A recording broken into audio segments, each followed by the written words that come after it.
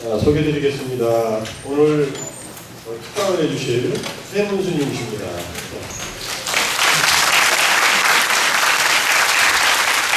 조금 전에 소개를 드렸듯이 문화재 제자리 찾기 운동 열심히 하고 계시는 몇 년 지나면 어떻게 될지 모르겠어요. 스님께서 문화재 청장에 계시지. 어쨌든 이렇게 와주셔서 너무 감사드리고, 지금부터 한 2시간 정도 스님께 마이크 드리고 좋은 강의 듣도록 청해 보겠습니다.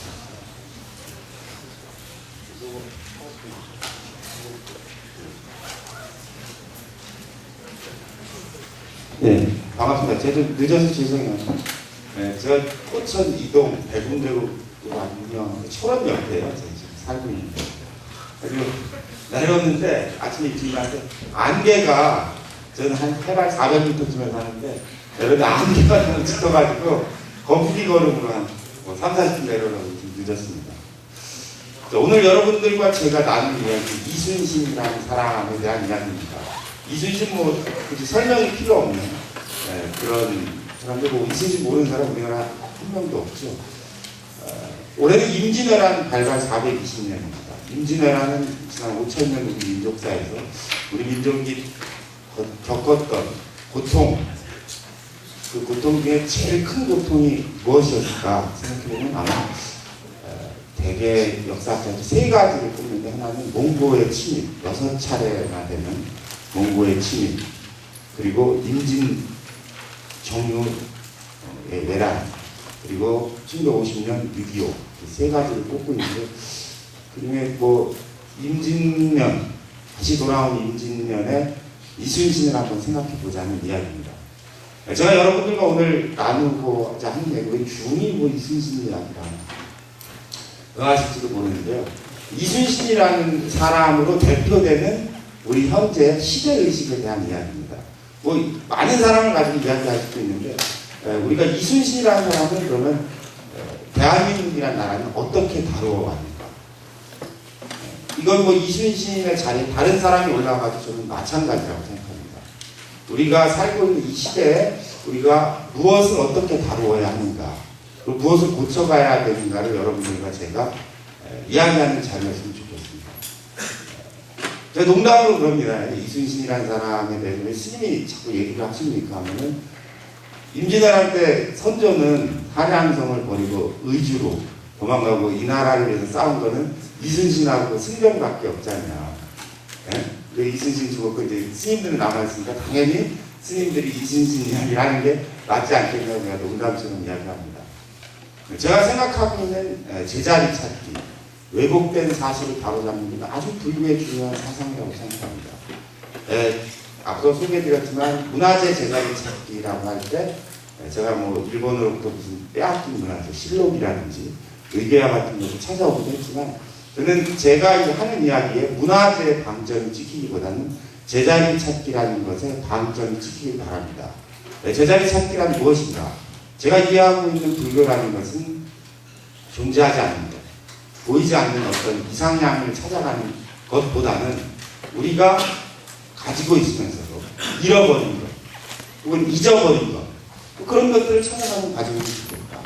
부처님께서도 항상 불경을 설하실 때도 여시양 일시불 제4위급 기수급고를 쭉 나갑니다. 맨 앞에 거기에 판지본처 라는 이야기를 합니다. 부처님은 성 안에 살지 않았어요. 성 안에 여러분들 다 역사 시간에 따르면 부르주아라는 나라의 성 안쪽에 사는 사람을 얘기하는, 부처님은 성 안에 살지 않으시고 항상 성 밖에 살으셨어요. 성 안에 들어오시지 않고. 그래서 성 밖에서 공양 때가 되시면 제자들을 이끌고 성 안으로 들어가서 밥을 빌어요. 그럼 밥을 빌어가지고 성 안에서 먹었냐? 성 안에서 안 드셨습니다.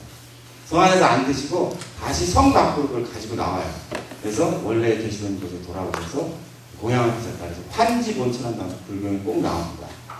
본래의 자리로 되돌아갑니다. 거기에는 제가 지금 말했듯이 성 밖에서, 성 안에서 하는 사회학적 의미도 있을 거고, 또 종교적인 의미로서는 원래 그 자리로 되돌아오셨다라는 이야기도 있을 거고, 그런 판지본처라는 이야기 때문에 제자리 찾기라는 걸 번역해서 이 시대의 불교 서양 운동으로 이야기하고 합니다.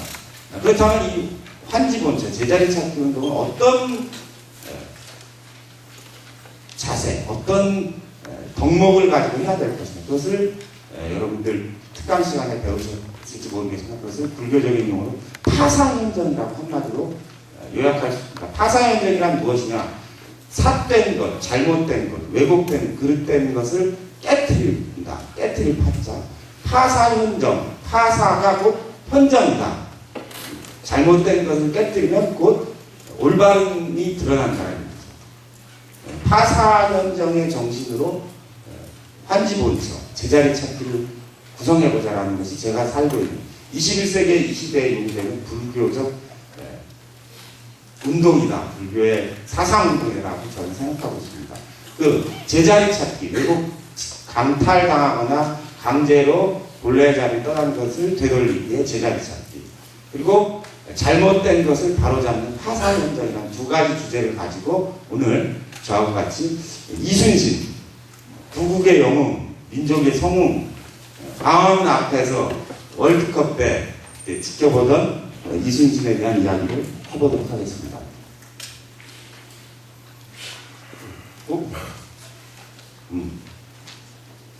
첫 번째 보시는 그림은 광화문 동상 앞에 있는 이순신 장군의 세 가지 모습입니다. 제가 원래는 그 10월 말에 이순신 장군의 단연본을 하나 출판하려고 했는데 다 탈고를 해서 지금 출판사에서 아직 좀 늦어져가지고 아마 다음 주쯤 나올 것 같은데요.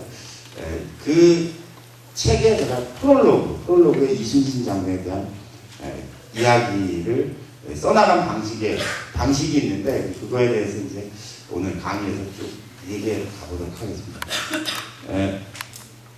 이 첫 번째 사진 기억하시는 분 있어요? 이거는 2008년도 소위 미국의 소고기 협상 문제가 타결되고 나서 청계천에서 여고생들의 주도로 촛불 집회라는 것이 일어납니다. 여기 앉아 계신 분들이 아마 고등학생이었던 분들 많이 있을 건데 촛불 집회가 일어났는데 아마 이명박 정권 출범하면서부터 바로 시작됐는데 약 100만 명이 모였던 사건이니까 그게 2008년 6월 10일입니다. 6월 10일에 어청수 경찰청장은 시위가 너무 과격화되니까 컨테이너로 이순신 장군 앞에 이렇게 산성을 쌓았어요. 그 사람들이 이거를 명박산성이라고 불렀습니다. 기억나시죠? 제가 얘기한 뭐 소고기 협상이나 뭐 이명박 정권이 뭐 미국과의 외교가 어떻게 됐다 뭐 그런 이야기가 아니고 그날 6월 10일 날 저도 그 자리에 있었습니다. 저는 그때 볼 일이 있어서 서울에 나왔는데 사람들이 왕창에서 뭔가에 대한 구경 갔다가 제 머릿속에 제가 이순신에 대한 글을 써야겠다고 생각한 첫 번째 영감이 떠올랐던 순간인데 그렇게 했는데 밑에 이제 사람들이 시위를 하고 이순신 장군 여기 있고 컨테이너로 저지선이 만들었는데 그때 제가 이렇게 딱 보니까 이순신 장군이 관군 대장이라는 걸 알았어요. 우리 편이 아니에요. 그죠? 시위대를 내려다보고 있는데 왜? 이거는 우리의 머릿속에 무의식 중에 작용하는 건데 컨테이너를 이순신 장군 뒤쪽에 이쪽인데요. 이쪽 뒤쪽에 쌓을 수도 있잖아요. 그죠?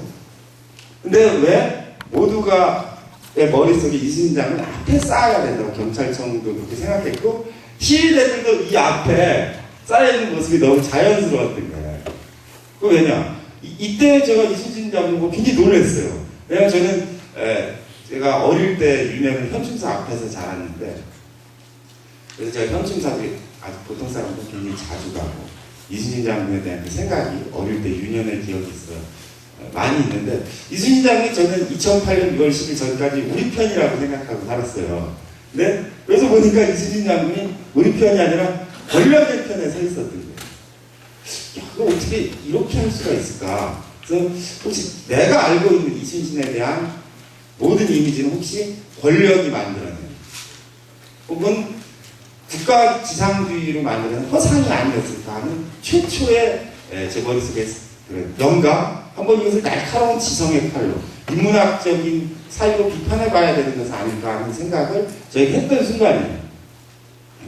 그리고 뭐 서울의 랜드마크 덕산성이라는데 너무 자연스럽게 이순신 장군이 시위대 장군으로 빨리 해산을 종용하는 그런 모습으로 참 특이하다. 제가 그때부터 이순신에 대한 여러 가지를 자료를 이렇게 바라볼 일이 있었습니다. 두 번째 제가 이순신에 대한 생각을 하는 것은 2010년도, 2009년도에서 10년도 사이에 광화문 광장이 완성된 거예요. 옛날에 광화문 광장은 현재 모습이 아니었는데 2009년도에 이 분수대 지금 보이시죠? 이 분수대를 오세훈 시장이 이순신 장군 동상 앞에 설치했어요. 그 설치하고 이 동상의 이름을 1223 분수대라고 지었습니다. 근데 이것이 이 분수대가 오세훈이 직접 지었다는 이름이에요. 근데 이것이 언론 1223 분수대라고 오세훈 시장이 명명한 뒤에 서울시 의도와는 다르게 굉장히 다른 식의 논쟁이 시작됩니다. 왜냐하면 일본 국왕의 생일이 12월 23일이었다는 거예요. 그래서 이순신 장군의 동상을 1223 분수대로 명명한 것인데 일본 국왕의 생일로 분수대를 명명했느냐는 굉장히 뜨거운 인터넷상의 논쟁이 일어납니다. 근데 물론 이제 서울시가 이순신 장군 분수대를 1223 일본 천황의 생일을 따가지고 뭐 그러지는 않겠죠. 오세훈 시장이 직접 명명했는데 왜 그럼 1223 분수대라고 했느냐 하는 서울시의 해명이 아주 재밌었습니다. 그것은 왜 1223 분수대라고 했냐면은 이순신 장군이 명량해전에서 12척을 이끌고 왜군 133척을 격파했기 때문에 거기서 1위를 따고 이순신 장군이 23전 23승의 불패 기록을 세웠기 때문에 1223 분수대라고 지었다고 오세훈 시장이 공식적으로 발표했어요. 문제는 어디서 시작됐냐면 명량해전에서 싸웠던 배가 12척이 아니라는 거예요. 13척으로 싸웠는데 왜 12척? 그 서울시 공식 보도자를 냈어요. 12척으로 싸웠기 때문에 1,2라는 숫자를 했는데 실제로는 13척으로 싸웠는데 어떻게 된 거냐? 그 23전 24승은 실제 기록이 아니라 KBS 대하드라마 불멸이라는 드라마에서 23전 23승이라고 했지 실제는 23전 23승 아니라는 거예요. 정확한 뭐 이순신 장군의 승전 기록은 27전 정도 되고 27전 한 24승이나 5승 되고 뭐 1무 1패 뭐 이 정도 되는데 드라마를 보고 서울시 분수대 이걸 짓는 게 이게 말이 되느냐. 그래서 굉장히 색다른 논쟁에 이제 힘을 내는데 서울시가 두 번째 보도자를 냅니다. 두 번째 보도자는 이순신 장군의 장계는 신에게는 아직 배가 12척이 남아있으니 신이 있는 한 적이 우리를 업수히 여기지 못할 것입니다. 라는 장계가 있습니다. 그 장계는 이순신이 백의종군을 하죠. 파직돼서 백의종군을 하니까 원균이 후임으로 와서 조선수군이 완전히 괴멸된다. 약 17,000의 수군이 해산됩니다. 그러고 나니까 이제 이순신을 복직시키고 선조가 뭐라고 했냐면은 삼도수군 통제사를 복직시키고 수군의 수가 너무 부족하니까 이제 수군을 폐하고 입군으로 복직하라는 이제 명령을 내린다. 거기에 이순신이 또 반항해요. 안 된다. 제가 12척의 배가 있으니 이 12척의 배가 있는 한 수군을 폐할 수 없다는 장계를 올려도 아주 유명한 장계입니다. 거기에서 땄다는 거예요. 근데 그 뒤에 이순신은 한 척의 배를 더 수습해가지고 13척으로 싸웠는데 명량해전에 그 내용을 잘 모르는 공무원들이 그냥 뭐 워낙 유명한 것이니까 12척으로 계속 올렸다는 거예요. 그래서 나중에 1,2라는 글을 1323으로 바꿔라. 그렇게 할 수는 없고 이미 발표한 거니까 그 명량해전에 있는 내용으로 교정하겠다. 23은 어떻게 할 거냐? 그거는 이제 KBS에 책임을 돌리면서 그냥 지금도 여러분들 서울 광장에 가면 1223 분수대라고 요 분수대 밑에 요 지점에 표석이 서 있는 거죠. 요 지점이 있네요. 요 지점. 분수 뒤쪽에 있는 걸 확인하실 수 있을 겁니다. 한번 가서 보세요. 저도 실제로 이 분수대 갔던 것은 2009년이 아니고 2009년 12월에 1223 그 가을에 이 분수대가 설치됐는데 그 뒤에 저도 약 1년쯤 조금 전 2010년 8월 15일 날 이 분수대에 가게 됩니다. 이 분수대에 제가 간 이유는 8월 15일, 2010년 8월 15일을 계기로 광화문이 완전히 새롭게 개장되었기 때문에 이 광화문에 가서 제가 또 한 번 놀라는 장면을 보게 됐습니다. 이것이 광화문 광장의 현재 광화문 광장 개장 당시의 모습이고 이것이 1994년도까지 있었던 서울 세종로 광화문의 모습입니다. 이 사진 보면 뭐가 이상하죠? 뭐가 이상해요? 삐뚤어졌다는 걸 한눈에 알 수가 있습니다. 어떻게 한국의 최고 얼굴, 한국의 얼굴, 정치 1번지, 우리 모두의 국가적 상징 광화문이 삐뚤어지게 됩니다. 이것이 여러분들과 제가 살고 있는 이 나라의 현실이고 이 시대를 극명하게 보여주는 한 장의 장면이라고 볼 수 있습니다. 삐뚤어진 이유는 이것이 근정되고 광화문에서 일직선으로 이곳 관악산을 바라보고 원래 조선시대에 길이나 있었습니다. 일본이 와가지고 이 건물, 총독부 건물을 세우면서 관악산을 향해서 나 있던 조선의 축을 남산으로 틀어요. 남산으로 틀어서 그곳에 조선신궁이라는 일본의 신사를 짓습니다. 조선신궁을 향해서 약 30도 정도 길을 틀어서 15도에서 30도 사이를 틀어서 길을 조성하고 여기 도쿄를 상징하는 나무, 은행나무를 쫙 가로서 심습니다. 그리고 이 세종로를 양쪽에 동아일보와 조선일보 건물이 들어서게 됩니다. 그래서 이 광화문강에 삐뚤어진 최초의 원인은 일제가 조선의 역사로 흐르는 우리 민족의 정통을 흐르는 맥을 틀어가지고 새롭게 총독부로부터 일직선의 길을 냈다는 거예요. 그렇기 때문에 이 길은 총독부가 낸 거고 이거 조선의 길이니까 조선의 길과 조선 총독부의 길이 정면으로 충돌하면서 저 앞이 삐뚤어지게 된 거죠. 제가 가끔씩 사람들에게 이 광화문 앞 길을 다 뜯어버리고 일직선으로 내자. 지금 말씀은 많은데 돈이 너무 많이 들어서 안 될 것 같은데. 여러분들 그렇게 생각하세요? 저는 대한민국이라는 나라가 세계 10위권, 세계 G20 이런 막 무역 배국 이런 나라를 가고 있잖아요 지금. 그렇게 가려면은 돈을 많이 벌어서는 절대 세계 지도 국가가 될 수 없어요. 세계를 지도할 수 있는. 그런 나라가 되기 위해서는 프라이드가 있어요.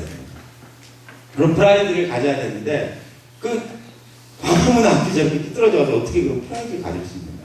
만약에 여러분의 가족 혹은 여러분들의 아이가 입이 살짝 삐뚤어졌다고 생각해봐요. 밥 먹는 데도 지장 없고 건강에도 이상 없고 무병장수에도 이상 없고 돈 버는 데도 아무 지장 없어요. 돈 드니까 그냥 살으라고 합니까? 누가 이 삐뚤어진 걸 잘 고치는 사람이 있다면 여러분들 천리길을 가서라도 그 의사를 만나서 우리 애가 입이 살짝 삐뚤어졌는데 고쳐달라고 할 거예요. 근데 왜 한 나라의 입이 삐뚤어졌는데 고치려고 하지 않느냐? 왜 그럴까요? 그것은 우리 모두에게 뭔가 물질적 가치에 우선한 어떤 정신이 더 고귀하다라는 것에 국민적 합의가 이루어지지 않았다고 저는 생각합니다. 여러분들이 장차 사회의 중요한 역할을 맡게 되시고 국가의 정책을 입안할 때 되면은 광화문 앞에 양옆에 길을 다 뜯어주는데 적극 고려해 주시길 제가 부탁드립니다. 이것은 1910년도 일제가 조선을 강점하자마자 그렸던 경성도의 지적원도입니다. 여기가 경복궁이고 이 앞으로 쭉 나는 길이 광화문에 나오는 길 세종로의 원주작대로고 종로인데요. 여기서 보면 이것은 3차원으로 복원하는 것이 이 길인데요.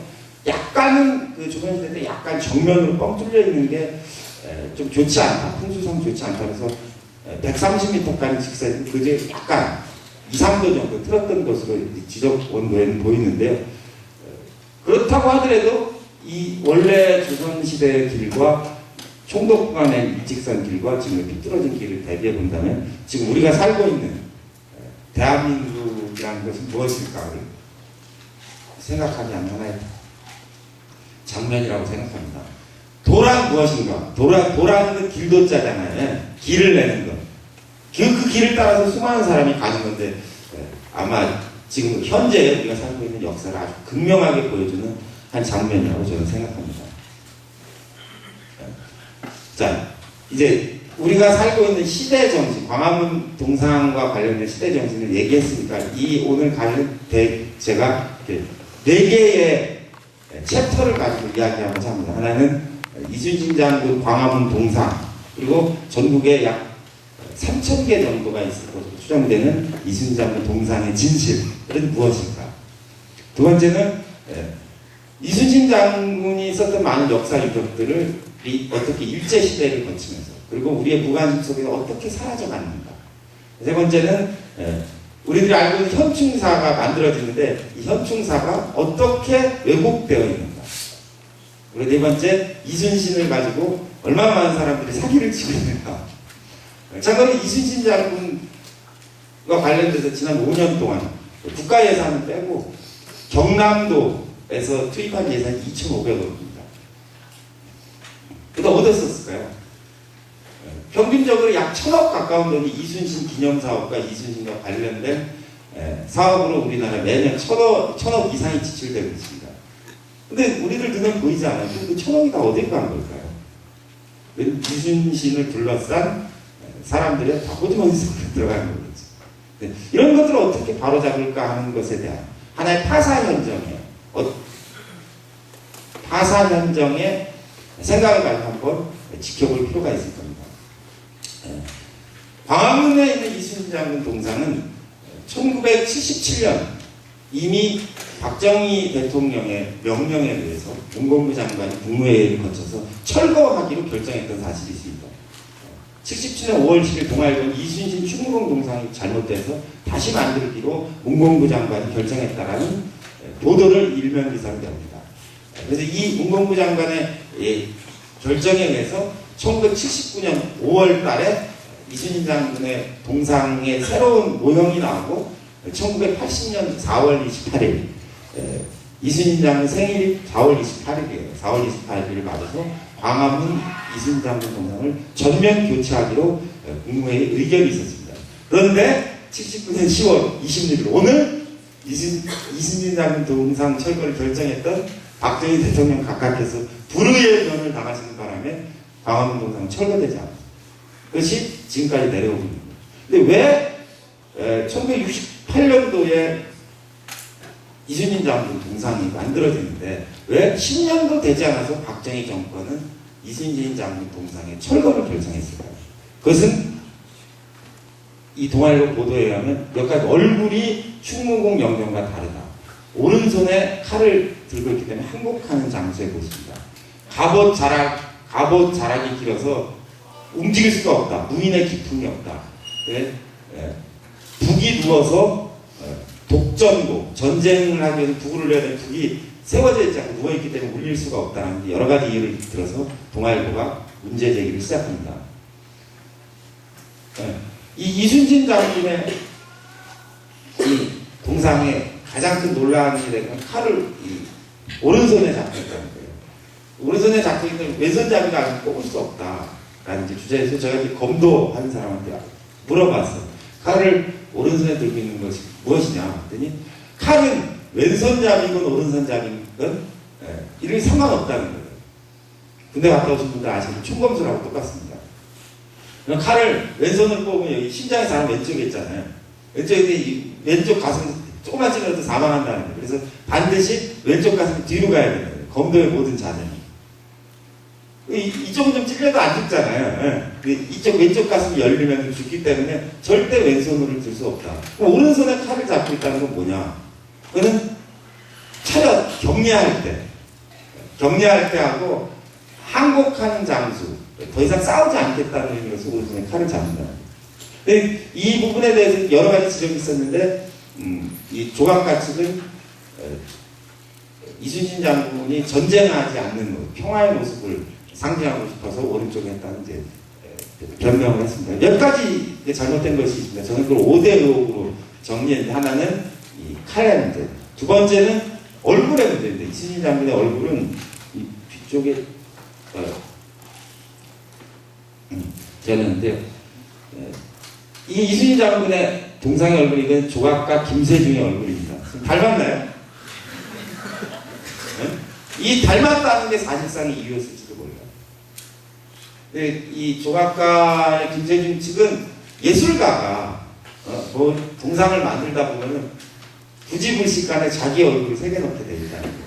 그 근거로 레오나르도 다빈치가 모나리자를 만들 때 자기의 얼굴이 모나리자가 이제 투영된 것처럼 이순신 장군 동상을 만들다 보니까 본인의 얼굴이 투영됐다는 거예요. 닮았어요? 세 번째는 이 칼입니다. 이 칼은 이순신 장군의 칼이 아니라 전형적인 일본도의 양식으로 만들어졌다는 거예요. 그건 어떻게 알 수 있느냐? 칼의 곡률, 칼의 꺾어진 정도를 보면 조선시대에서 판도와 이순신 장군의 칼이 다르다는 걸 알 수 있어요. 지금 이것은 충무공 이순신 장검이라는 이름으로 아산 현충사에 보관되어 있는 칼이고요. 이건 세분 모습. 그리고 이건 이순신 장군이 실제로 썼던 쌍용검이라는 칼입니다. 그러니까 이순신 장군이 만약 칼을 찼다면은 이 칼이나 이 칼 둘 중에 하나여야 되는데, 이 칼은 아닌 것이 분명하고, 칼의 길이상. 만약에 이 칼을 들었다면 이 칼은 1m 97cm이기 때문에 사람의 머리까지 와야 되는데, 이 칼은 길이가 옆구리까지 오고 있기 때문에 이 칼은 아니라는 거예요. 그러니까 고증상의 실수다. 그럼 이 칼의 원형은 뭐냐? 그건 전형적인 일본도의 모습을 가지고 있다는 거예요. 그 다음에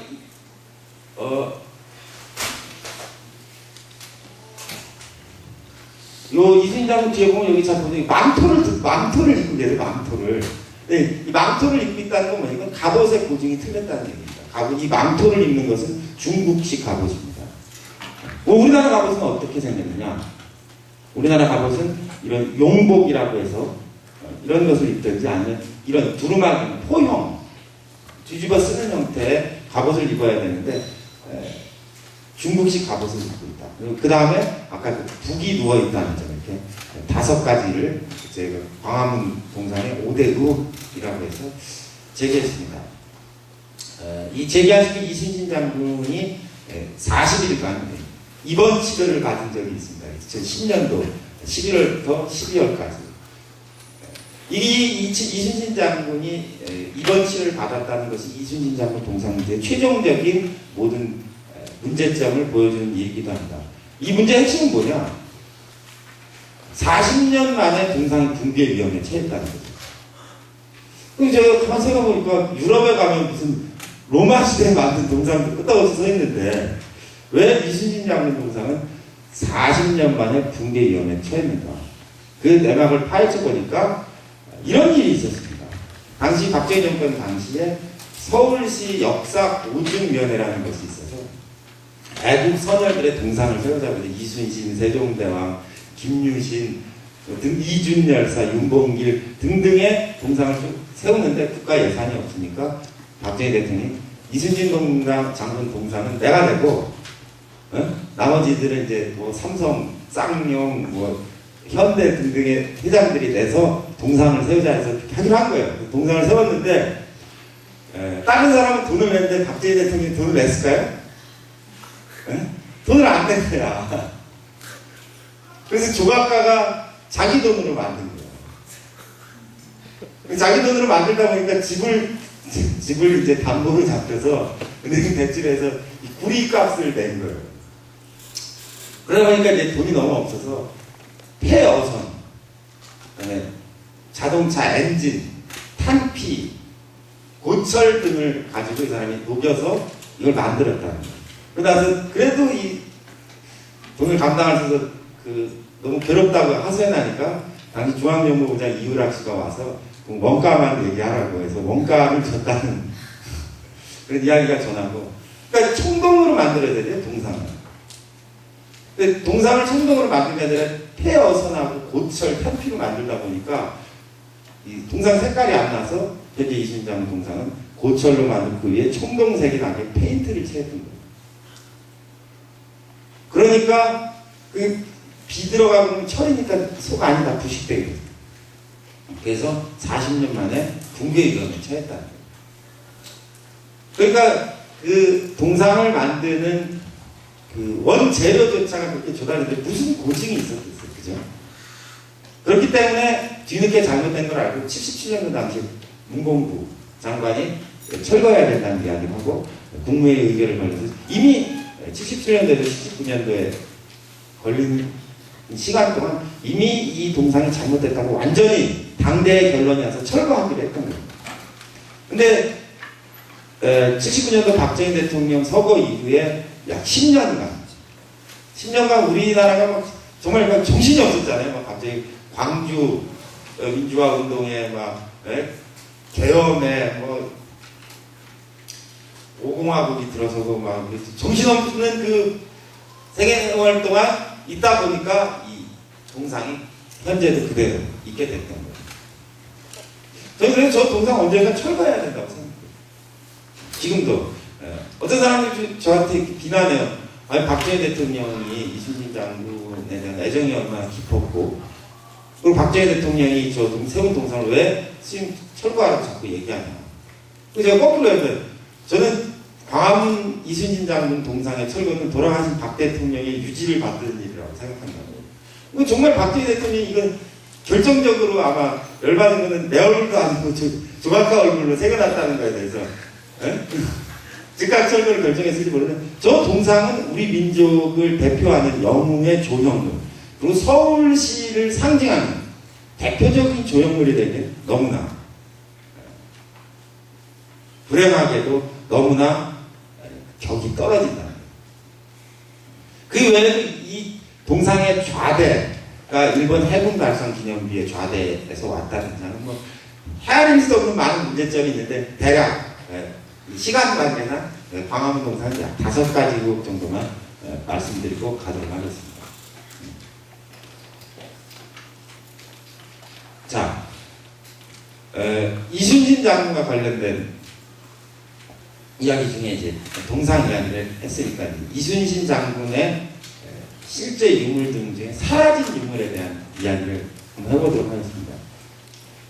제가 이 칼이 이순신 장군이 썼던 칼이라고 얘기했죠. 이것은 1910년도 조선미술대전이라는 책의 일제가 촬영해서 수록되어 놓은 칼입니다. 쌍용검이라고 불리는 칼입니다. 이순신 장군이 썼던 두 자루의 칼. 이순신 장군이 썼던 칼은 지금 아까 말씀드렸듯이 선충사에 있는 이 칼, 그리고 이 남아있습니다. 이 칼은 태귀련이라는 사람이 만들었는데요. 이 칼은 197cm라고 제가 아까 말씀드렸죠. 실전에서 사용되는 칼은 아니에요. 왜냐면 이 칼은 격거문이라고 해서 칼과 칼이 부딪힐 때 있는 이 상처 이런 것이 존재하지 않습니다. 그러면 전투에 쓰이지 않았다는 거예요. 그럼 이건 뭐냐? 이건 의장용 칼이었다는 거죠. 의장용 칼로 이렇게 뒤에 걸어놨다든지 혹은 앞에 세워놔서 군기를 상징하고 무인의 기상을 이렇게 사람들에게 보여주기 위한 그런 의장용 칼이었다는 거죠. 그럼 실제로 썼던 칼은 뭐냐? 이것은 조선시대에 썼던 칼은 환도라는 형태인데요. 이게 그 환도의 전형적인 모습을 가지고 있습니다. 임진왜란 때 구루시나라는 적장을 바다에서 건져올려서 목을 베었다라고 되는데 아마 그때 임진왜란 때 구루시마의 목을 베던 칼이 아마 이것일 것이라고 많이 사람들이 추정하고 있습니다. 이것은 이순신 장군 사후의 유물이 수습되어서 우리나라 군부에 계속 보관되어 있다가 1906년에 조선 국내부 박물관에 기증되어서 1910년 일본과의 강제병합이 이루어진 시점에 일본이 조선미술대관을 만들 때 대표적인 한국에 주목해야 될 유물 중에 하나로서 이렇게 촬영되었습니다. 근데 그 뒤에 어디로 갔는지 몰라요. 언제까지 몰라요? 이런 칼이 있는 걸 언제까지 몰랐냐면 1984년도까지 우리가 이순신 장군의 칼이 존재했다는 걸 몰랐어요. 1984년 이종학 선생이라는 제야의 서지학자 한 분이 이 조선미술대관에서 이순신의 칼에 사실을 확인하고 언론을 통해서 사람들에게 알립니다. 이순신의 칼이 1910년도까지 존재했다. 이것이 어디로 갔느냐? 사방팔방 찾았어요. 저도 찾았어요. 혹시 관심 있는 분은 그것이 알고 싶다라는 SBS 프로그램이죠. 그것이 알고 싶다에 2010년 6월 달에 저하고 그것이 알고 싶다 팀이 이 칼의 행방의 단서를 찾아서 추적해 나가는 프로그램이 있습니다. 그래서 그 칼을 찾았는데 아쉽게도 이순신 장군 칼이 아니라 다른 칼이었죠. 이 칼은 어디로 갔는가? 지금도 수수께끼입니다. 많은 사람들이 관심을 가지고 찾아봐야 된다고 저는 생각하고 있어요. 어떻게 바보같이 우리가 이순신 장군이 진짜 썼던 칼을 잊어버렸을까?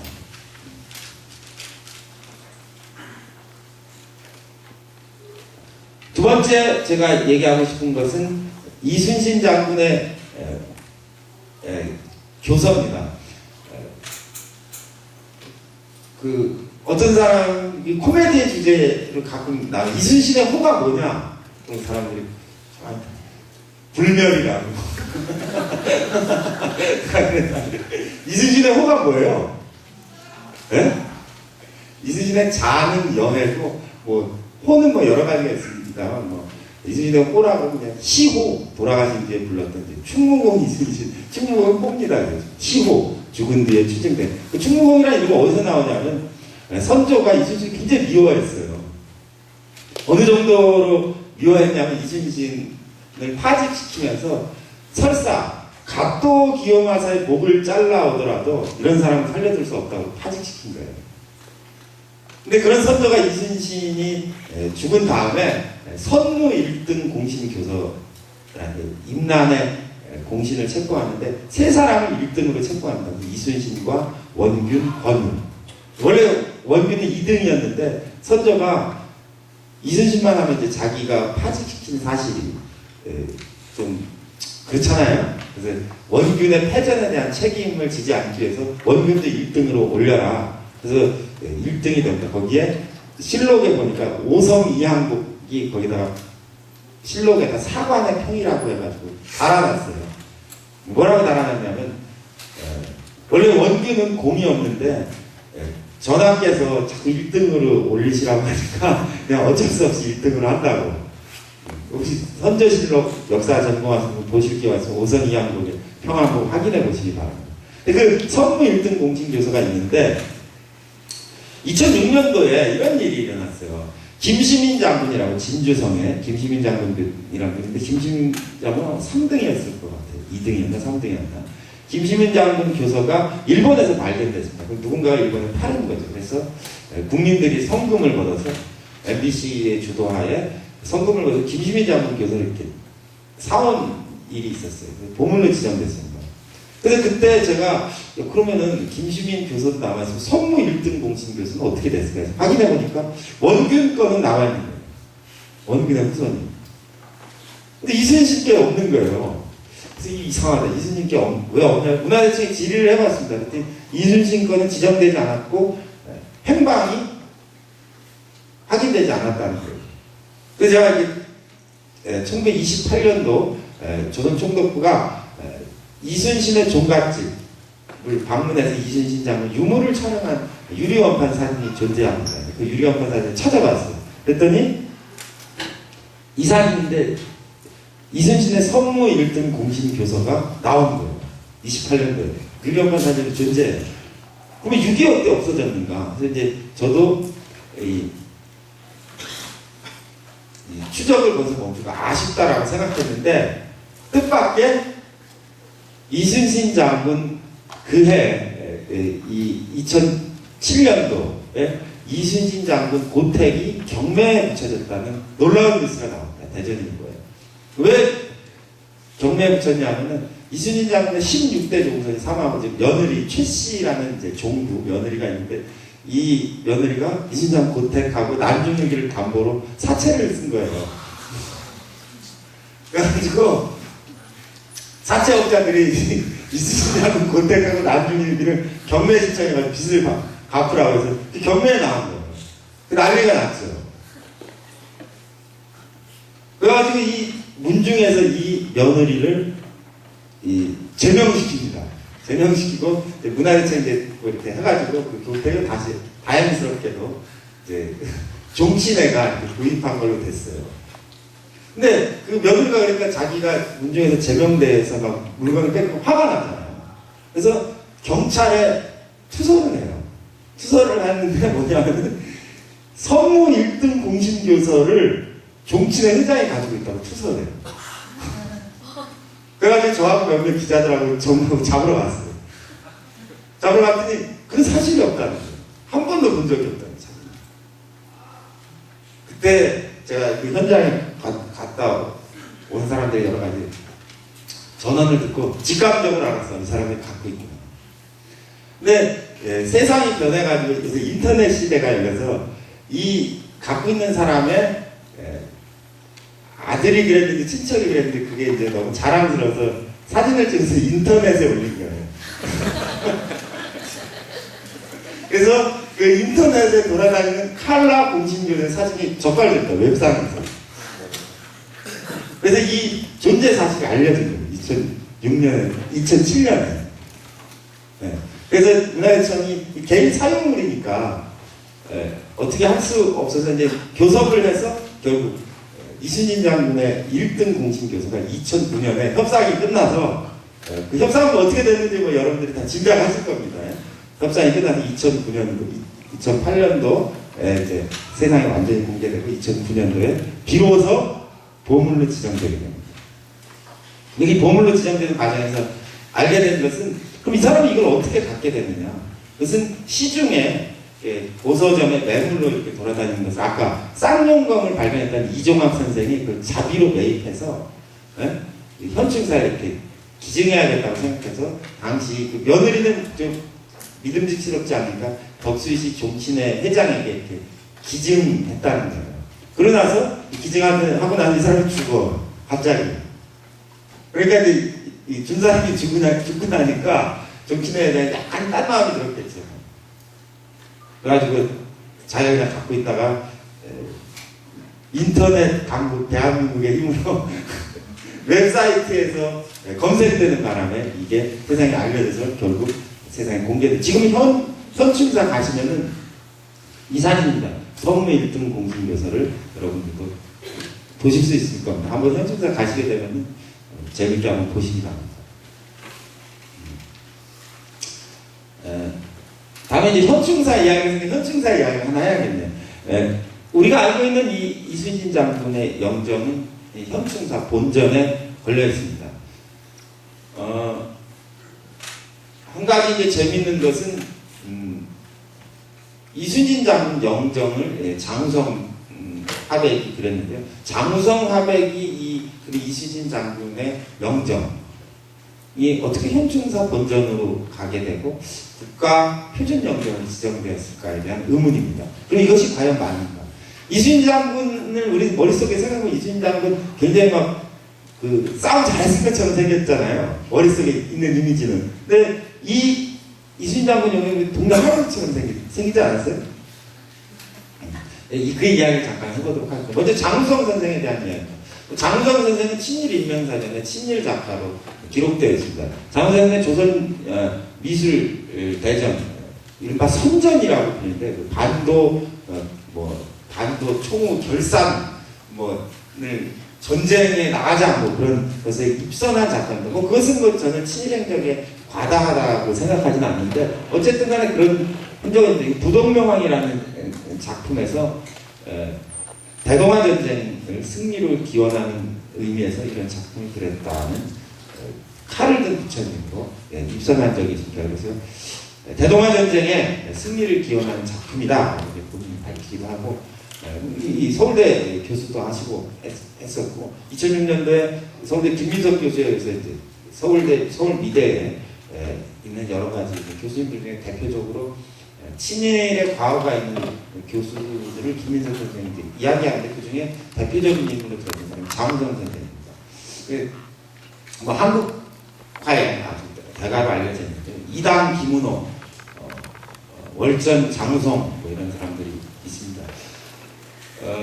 만약 이분들은 뭐 일제시대 때 뭐 예술가라는 게 항상 정권에 나약하니까 뭐 정권에 부역할 수밖에 없는 그런 운명을 지니고 있었다고 해도 뭐 아쉬운 그런 일이 되겠는데요. 장우정 선생님의 그 친일 경력을 왜 문제 삼는가? 다른 것들 떠나서 이순신에 대한 영정이 장우정 선생이 그릴 자격이 되는가라는 이제 논란이 끊임없이 제기되고 있습니다. 지금 그 단적인 예로인데 이순신뿐만 아니라 유관순의 영정을 그렸었는데요. 이것이 장우정 선생이 그랬던 유관순의 영정인데 이것은 교체됐습니다. 유관순에는 왜 교체됐냐면 유관순이 그 서대문 형무소에서 이제 옥사하잖아요. 유관순이 여러 사진이 남아있는데 왜 하필 고문받은 뒤에 후유증으로 막 얼굴 붓고 막 병색이 짙어서 막 죽어가는 모습으로 찍은 사진을 가지고 그런데 17살에 죽은 소녀 유관순이 이 사진 보면 이 그림 보면 무슨 한 40대 중년 여성이 그랬다는 거예요. 그래서 장우정 선생의 친일 경력과 유관순 영정의 사실관계가 맞지 않다라는 이유에서 새로 본 이런 10대 소녀의 모습과 기계를 나타내는 모습으로 교체되었습니다. 근데 놀랍게도 이 유관순 영정을 다시 그리기로 결정했을 때 대한민국이라는 나라가 가지고 있는 오류가 발생. 이 유관순 영정을 다시 장우정 선생한테 그리라고 했다는 거예요. 그래서 이제 그것이 이제 사회적으로 논란이 돼서 오히려 장우정 선생이 더 마음의 상처를 받는 결과가 되죠. 그래서 이제 장우정 선생이 다시 그린 건 부결되고 다른 분이 이제 그려서 이렇게 올리게 되는데요. 이 공교롭게도 이 유관순 영정을 떼는 날 장우정 선생이 뭐 정신적 충격으로 그려졌는지 뭐 노쇠해서 그려졌는데 그날 사망하게 됩니다. 그래서 지금은 추무이사라는 유관순 사당에 이 영정이 그려져 있습니다. 이순신 장군의 영정에 대한 이야기를 다시 되돌아가도록 하죠. 이순신은 왜 선비와 같은 모습을 그렸는가? 그것은 유성룡이 징기록에 이순신은 말수가 적고 용모가 단아했다라는 기록 때문에 그렇게 그렸다고 합니다. 그럼 이순신 장군 이전에 영정은 어떤 모습이었는가? 지금 이순신 장군의 영정과 관련해서 남아있는 것은 조선 후기에 누군가가 그랬던 이순신 장군의 이게 영정입니다. 작작 이상입니다. 해군사관학교가 보관하고 있는데 무인의 기풍이 좀 있죠. 그 다음에 이것은 청정 이상범 선생이 그린 이순신의 영정입니다. 용복이라고 해서 전투복, 갑옷이 아니라 이제 군사 지휘할 때 입는 용복이라는 전투복을 입고 전립을 쓰고 있는 그 장군의 모습을 보여줍니다. 그런데 왜 장우정 선생은 문관의 복장을 하고 당상관에 있는 이순신의 모습을 그렸는가? 알 수가 없어요. 이순신의 진짜 얼굴은 어떻게 생겼느냐? 알 수가 없죠. 이순신의 진짜 얼굴을 알아보기 위해서 어떻게 해야 되나? 저는 후손을 찾아야 된다. 그 후손을 찾으니까 교토대학에 이순신의 5대손 이봉상이라는 사람의 영정이 존재하는 거예요. 그게 바로 이겁니다. 네?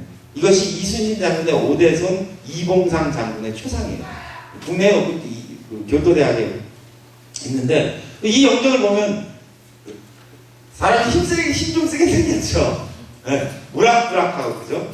무인의 담대함이 느껴지고.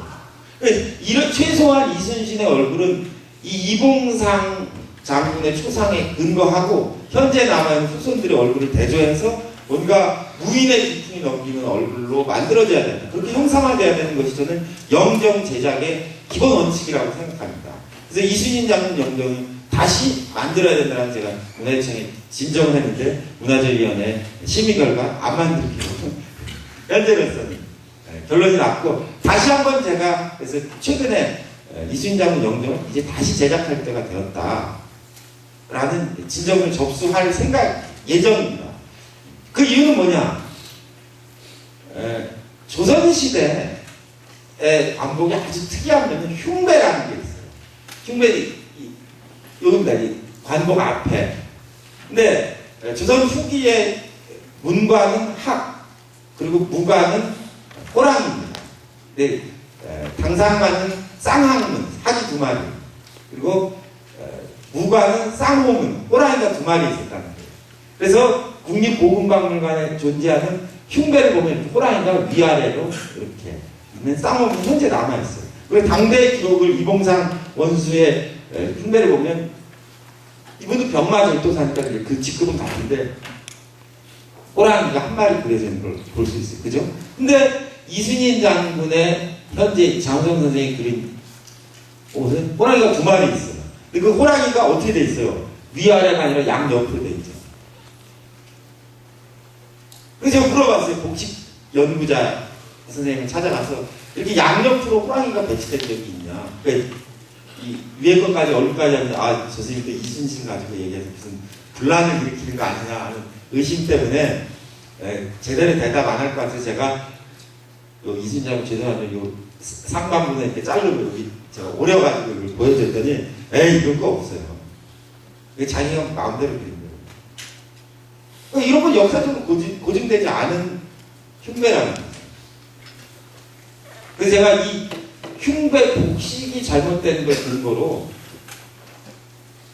이걸 완전히 고증해가지고 이순신 장군이 관복을 일으킨 문관의 모습, 당상관의 모습을 한 이순신을 형상화한다면 흉배의 모습을 바로 잡자라는 이제 진정을 새로 낼 생각이죠. 그래서 다시 그리게 되면 용봉문 투구에 갑옷을 갖춘 이제 갑옷을 입은 장군의 모습을 형상화하자 뭐 그런 의견을 전달할 생각입니다.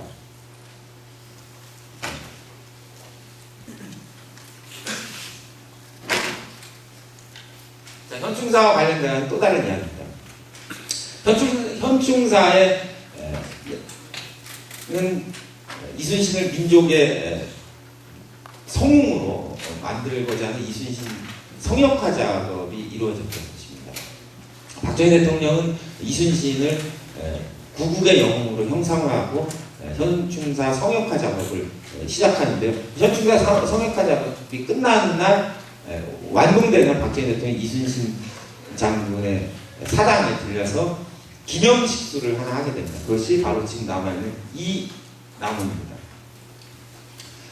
금송이라고 일본 코야마키라고 하는데요. 근데 이 나무가 문제가 되기 시작했습니다. 이 나무는 우리나라에서 전혀 자라지 않습니다. 일본을 상징하는, 일본의 사무라이 정신을 상징하는 대표적인 나무고 일본 이외에 다른 나라에서는 최소한 1910년 이전에는 발견된 적이 없습니다. 그래서 일본에서만 자생하는 일본 특산종이기 때문에 일본 신사나 주로 기념식수, 일본이 점령한 지역 혹은 일본이 외국에 진출할 때 이 나무를 상징적으로 심고 있는 나무입니다. 신목, 귀신 진짜 신목으로 불리우기도 하고 일본 정신을 상징, 일본 서기에도 이제 나오고 있는 그런 나무입니다. 근데 이 나무가 왜 그러면 박정희 대통령이 이 나무 식수하게 되었는가? 일본 1910년 조선을 강제 병합하고 1920년대에 들어오게 되면 광화문을 헐어내는 그 자리에 조선 총독부 청사를 짓게 된다. 그리고 조선 총독이 현재 청와대 자리에 관저를 지어서 살게 되는 것이죠. 그 총독부 관저와 총독부를 지을 때 일본의 고관들이 그리고 일본의 군인들이 조선 정명을 기념하는 의미에서 지금 청와대 자리에 금송을 대규모로 식재하는 거예요. 그것이 이제 우리나라에 금송이 건너온 이유 중에 하나입니다. 그 뒤에 해방이 되고 나서 그 청와대 자리가 조선 총독 관저가 하지 중장이 군정사무실을 했습니다. 그러고 나서 이승만 대통령이 다시 그걸 쓰면서 총독 관저가 그냥 우리나라 대통령 관저가 됐던 것이죠. 그래서 이제 어떤 사람 농담으로 그래 거기다 이제 총독 관저에 초상화를 걸면 1번 대라우지 시작해가지고 이명박 대통령까지 쫙 걸으면 된다고. 근데 불행하게도 현충사 준공식 때 박정희 대통령의 기념식수를 청와대 그 총독부 자리에 조선 총독부 건립을 기념하기 위해서 기념식수했던 그 나무를 파다가 이 현충사 앞에 심게 되는 거예요. 그래서 이제 이거는 맞지 않는다. 그 다른 데도 아니고 금송이 잘못된 나무가 무슨 죄가 있겠어요. 근데 그렇지만 이순신 장군 영정을 모신 곳에 총독부 관료가 기념식수한 나무를 떠다가 현충사 앞에 놓는 것은 좀 문제가 있지 않느냐.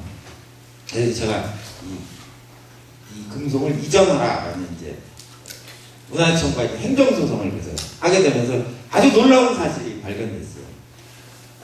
재판 과정에서 이 현충사의 식재와 관련된 나무를 심는 것과 관련된 박정희 대통령의 친필 메모 기록이 발견됐어요. 그 법정에 제출됐어요. 그 나무 기록에 박정희 대통령이 뭐라고 썼냐면 현충사의 조경에 굉장히 신경을 썼어요.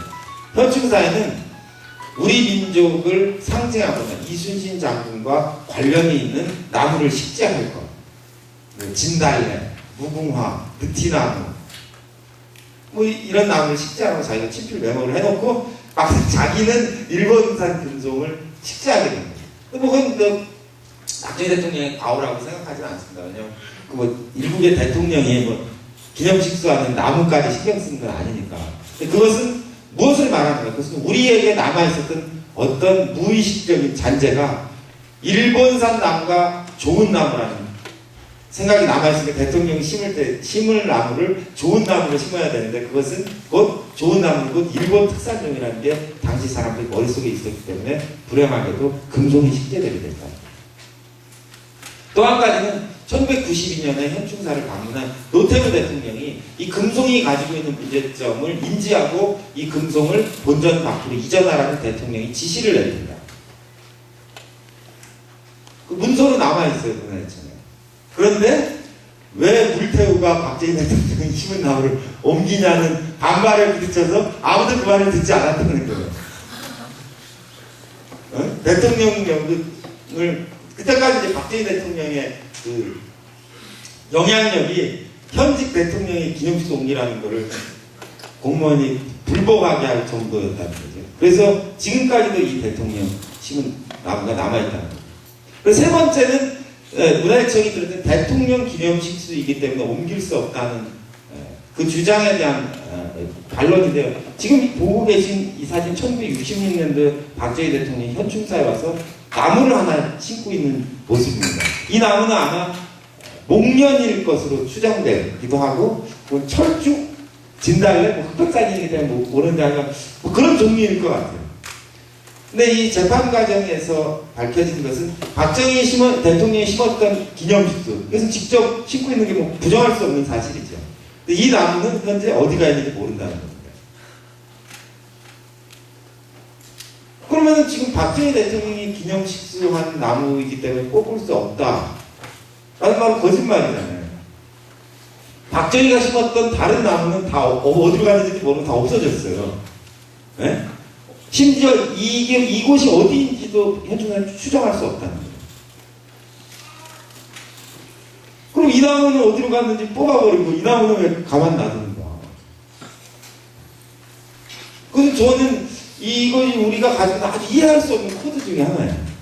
네? 박정희 대통령이 심었던 이 나무뿐만 아니라 다른 나무도 많이 심었는데 그 다 어디 갔는지 몰라요. 그 나무들은 그러니까 일본을 상징하는 나무는 아니었다는 거죠. 그러니까 뭐 전통나무, 자기가 전통나무 식재하고자 했으니까 그 나무들은 다 종적을 감추고 어디 있는지조차 모르고 그건 아무도 신경 쓰지 않아요. 근데 박정희 대통령이 심었던 왜 총독부 관료가 심은 그 나무를 이렇게 철저하게 보호하고 지금까지도 안 된다고 하는가? 그것이 우리가 가지고 있는 하나의 바로잡아야 될 과제이지 않을까 생각합니다.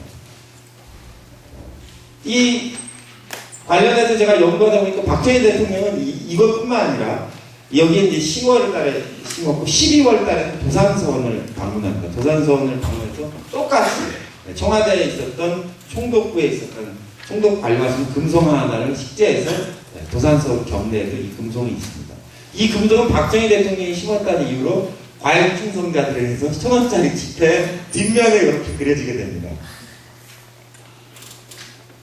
기억나세요? 네. 그런데 놀랍게도 이 금송을 제가 조사해 보니까 박정희 대통령이 심은 나무가 아닌 걸로 밝혀졌습니다. 박정희 대통령이 70년 12월 달에 이 나무를 심었는데 일본 따뜻하잖아요. 따뜻한 나라의 나무를 겨울에 심었기 때문에 2년 뒤에 죽었다는 거예요. 그때 처벌을 두려워한 안동군수. 당장 후쿠오카에 가서 금송을 두 그루 사왔다는 거예요. 한국에서 살 수가 없어서. 당시 집안책 갖고 주고. 두 그루를 사다가 몰래 심었던 나무로 밝혀졌습니다. 그래가지고 이제 제가 막 혼내줬더니, 거기에 표지석을 이렇게 써있어요. 이 나무는 박정희 대통령께서, 박정희 대통령 각하께서 청와대 집무실에 심어 아끼시던 그런 걸로, 뭐 이렇게 도산서원을 빛내기 위해서 직접 손수 심은 나무다라고 기재되어 있죠, 표지석에. 근데 가짜임을 밝혀졌잖아요. 그래서 제가, 야, 이거는 니들이 국가기관이 전 국민을 대상으로 사기친 거 아니에요? 40년 동안. 빨리 고쳐라 그랬더니, 이거를 표지석을 철거하라 그랬더니, 그 박정희 대통령이 심으신 그 표지석을 고치는 게 너무 무서워서 그냥 표지석을 없애면 될 걸 이렇게 바꿨어요. 보이시죠? 이것은 박정희 대통령께서 도산서원 성역화 사업의 일환으로 그 청와대에 있던 금속을 옮겨 심었던 곳이었는데 고사해서 다시 심었던 곳이다. 그러니까 합리적으로 생각하면 이 표지석을 그러니까 필요가 없이 박정희 대통령 기념식서 하셨던 곳 이렇게 하든지. 근데 더 큰 문제가 발생한 게, 그럼 이제 이 뒤에 있는 나무가 박정희 대통령이 심은 나무 아니잖아요. 그럼 저 나무가 일본산 특산종 나무가 도산서원에 있을 필요가 없어졌잖아요. 그쵸? 아니, 박정희 대통령이 심은 나무도 아니고 뭐로 일본 특산종 나무를 도산서원 앞에 심을 이유가 없잖아요. 저 나무를 베어라, 옮기던지. 근데 이제 문화재청이 뜻밖의 2013년도 2월에 결정하겠다는 거예요. 이거 왜 2013년 2월에 결정하냐니, 혹시 12월 대선에서 박근혜가 되면 안 되기 때문에. 그래서 제가 야, 이 나무는 박정희 대통령이 심은 나무가 아니잖아요. 현충사 금성을 옮긴다. 그거는 제가 2013년도에 결정한다. 근데 이해가 가. 근데 이 나무는 박정희 대통령이 심은 나무가 아니라는 걸 결정됐는데 왜 박근혜 후보가 대통령 되고 마는 거와 그 사람들은 무슨 상관이 있어요? 그게 이제 그런 게 헛개비죠, 헛개비. 네? 우리가 항상 진실보다 헛개비, 망령에 사로잡혀 있는 때가 많으니까. 그래서 제가 이제 고심주의, 제가 지금 매일같이 협박하고 있어요. 문화재청하고 도산서원에. 니들 이거 빨리 안 옮기면 돼. 사기잖아요, 사기 이거. 여러분들 중에 도산서원 수학여행 가보신 분 있으면 기억할 텐데 다 수학여행 가서 애들이 저 앞에서 사진 찍어요. 박정희 대통령이 심은 나무라고. 그래가지고 제가 위자료 청구소송 1,000원짜리 하나 내려고 생각 중입니다. 내년도 빨리 뽑으라고. 저는 이게 퇴계 선생의 유언이 뭐냐? 거짓말하지 말자요. 무자기, 스스로를 속이지 말자. 도산서원에 뭐 써있어요. 스스로를 속이지 말자고. 퇴계 선생이 쓰셨던 방에 가고 이렇게 써놨어요. 없을무, 스스로자, 소질기자, 스스로를 속이지 말자. 그런 사람들이 그 박정희 대통령이 안 심은 나무 죽었다고, 예? 가짜를 심어놓고 40년을 속였다는 게 이게 한국이 이게 어떻게 되려고? 대한민국의 도덕성이 도대체 얼마나 되나? 그게 우리나라 선비 정신의 요람이라고 선전하잖아요. 실상은 그렇잖아요.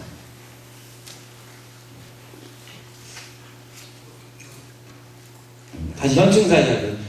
현충사의 이 정원은 제가 이제 문화재청과 싸우면서 얻은 아주 중요한 성과 중에 하나인데, 맨 위에 것이 현충사 정원이고, 이것은 교토의 니노마루라는 아주 유명한 일본의 대표적인 정원입니다.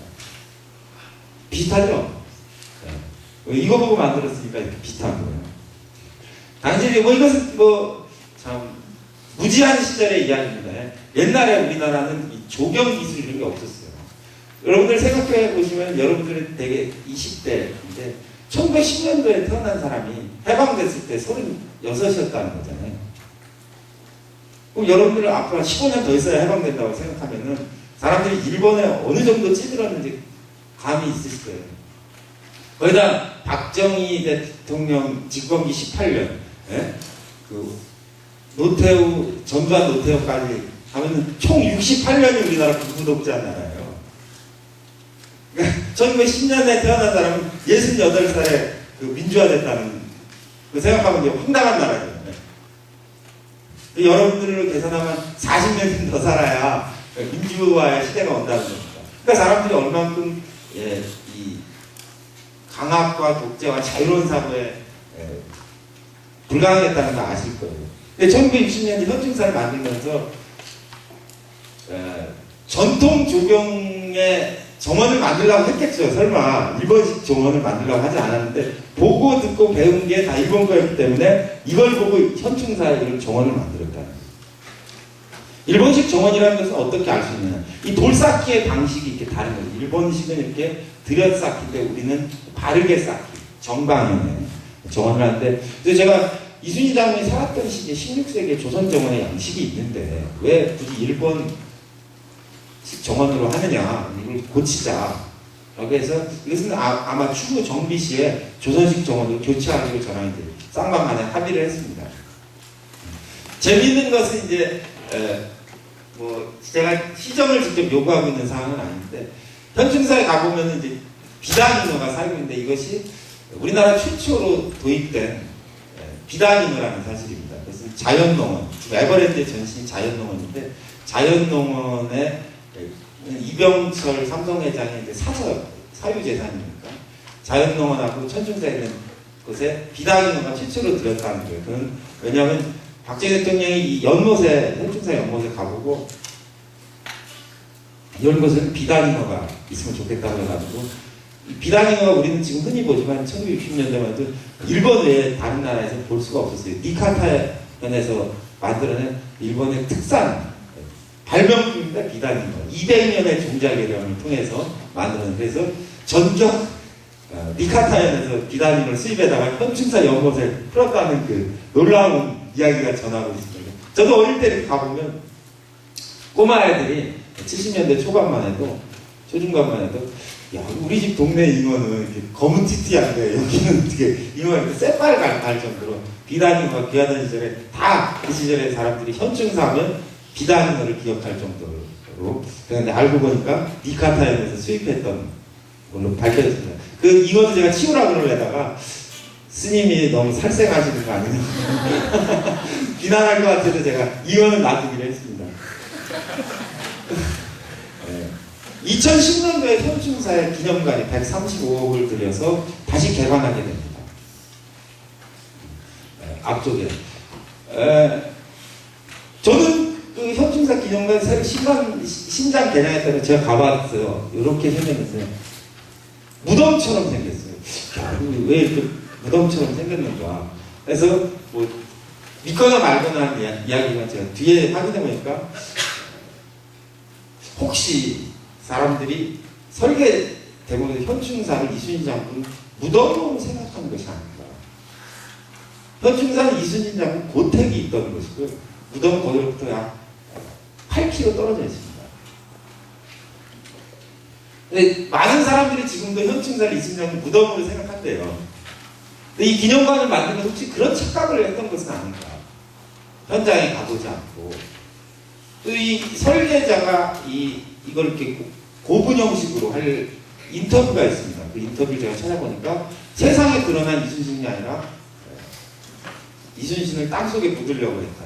근데 나는 땅속에 묻혀진 인간적인 풍모의 이순신을 형상화하고 싶었다. 그러니까 그분도 아마 무덤으로 이렇게 생각했을 수 있다는 생각하고 있어요. 그건 뭐 이제 밝혀질 수 없는 이야기. 각설하고 이순신 기념관이 개관한 뒤에 이순신 기념관도 엄청난 논쟁에 휘말립니다.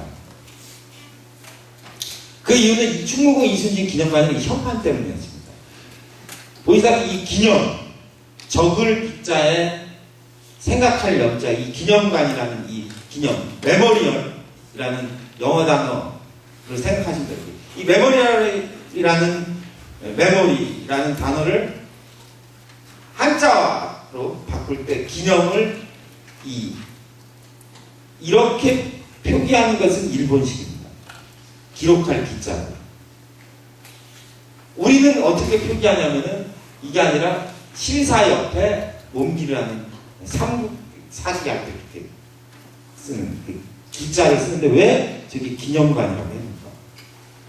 엄청난 논쟁에 휘말렸어요. 그래서 국립국어연구소가 의견을 냅니다. 아니다. 이건 일본식 한자가 아니라 이렇게 써도 된다. 라고 발표했어요. 그러고 나서 이제 그 논쟁이 일단락됩니다. 그러고 나서 제가 현장에 가보니까 이렇게 발표해놓고 여기 이 기자를 올바르게 지금 바꿔놨어요. 왜? 진짜 일본식이었기 때문에. 근데 이렇게 쓴 거를 무마하기 위해서 국립국어교육원이 그런 의견을 냈다는 거예요. 이거는 일본식 한자가 아니라고. 그래서 국립국어연구원이 그렇다는데 누가 반대하겠어요? 뭐 그렇다는데. 그리고 끝나고 나서 현충사가 부탁했겠지 뭐 이렇게 얘기해달라고. 그래서 조용히 지금 뭐 보이시죠? 기념관 기자를 실사 옆에 기념할 기자로 이렇게 바꿨다는 거예요. 이것도 이순신 장군과 둘러싼 것들을 우리가 얼마나 허술하게 관리하고 있는가. 한 가지 더 제가 요새 정부하고 분쟁하고 있는 것 중에 하나는 용산에 있는 전쟁기념관이에요. 그 기념이라는 말은 여러분 뭐 제가 구현하지 않아도 다 아시겠지만 기념은 좋은 일을 기념하는 거 아니에요? 그죠? 예? 이를테면 뭐 누구네 집에 줄초상 난 걸 기념한다고 하진 않잖아요. 그죠? 근데 왜 한국전쟁, 6.25 전쟁을 기념하는 나라는 없어요. 응? 전쟁이 무슨 좋은 일이라고, 그죠? 그 동족 상잔의 기록을 용산의 전쟁 기념한 걸 제가 바꿔야겠다고 생각하고 살살 제가 잘 유혹하고 있어요. 미리 사건이 커지기 전에 전쟁 기록관으로 바꾸던지. 기록관이 맞잖아요, 그죠? 네. 그건 왜 그러냐면 아마 그 메모리얼이라는 영어 단어를 번역하면서 그냥 메모리얼, 추모 뭐 이런 걸 그냥 기념이라는 말로 피상적으로 번역하지 않았을까 생각하고 있습니다. 이순신에 대한 모든 이야기 중에 최고 압권은 국보 274호 짝퉁 거북선 대포 사기 사건입니다. 국보 274호는 우리나라 국보 중에 영구 결번된 국보예요. 왜 영구 결번되느냐?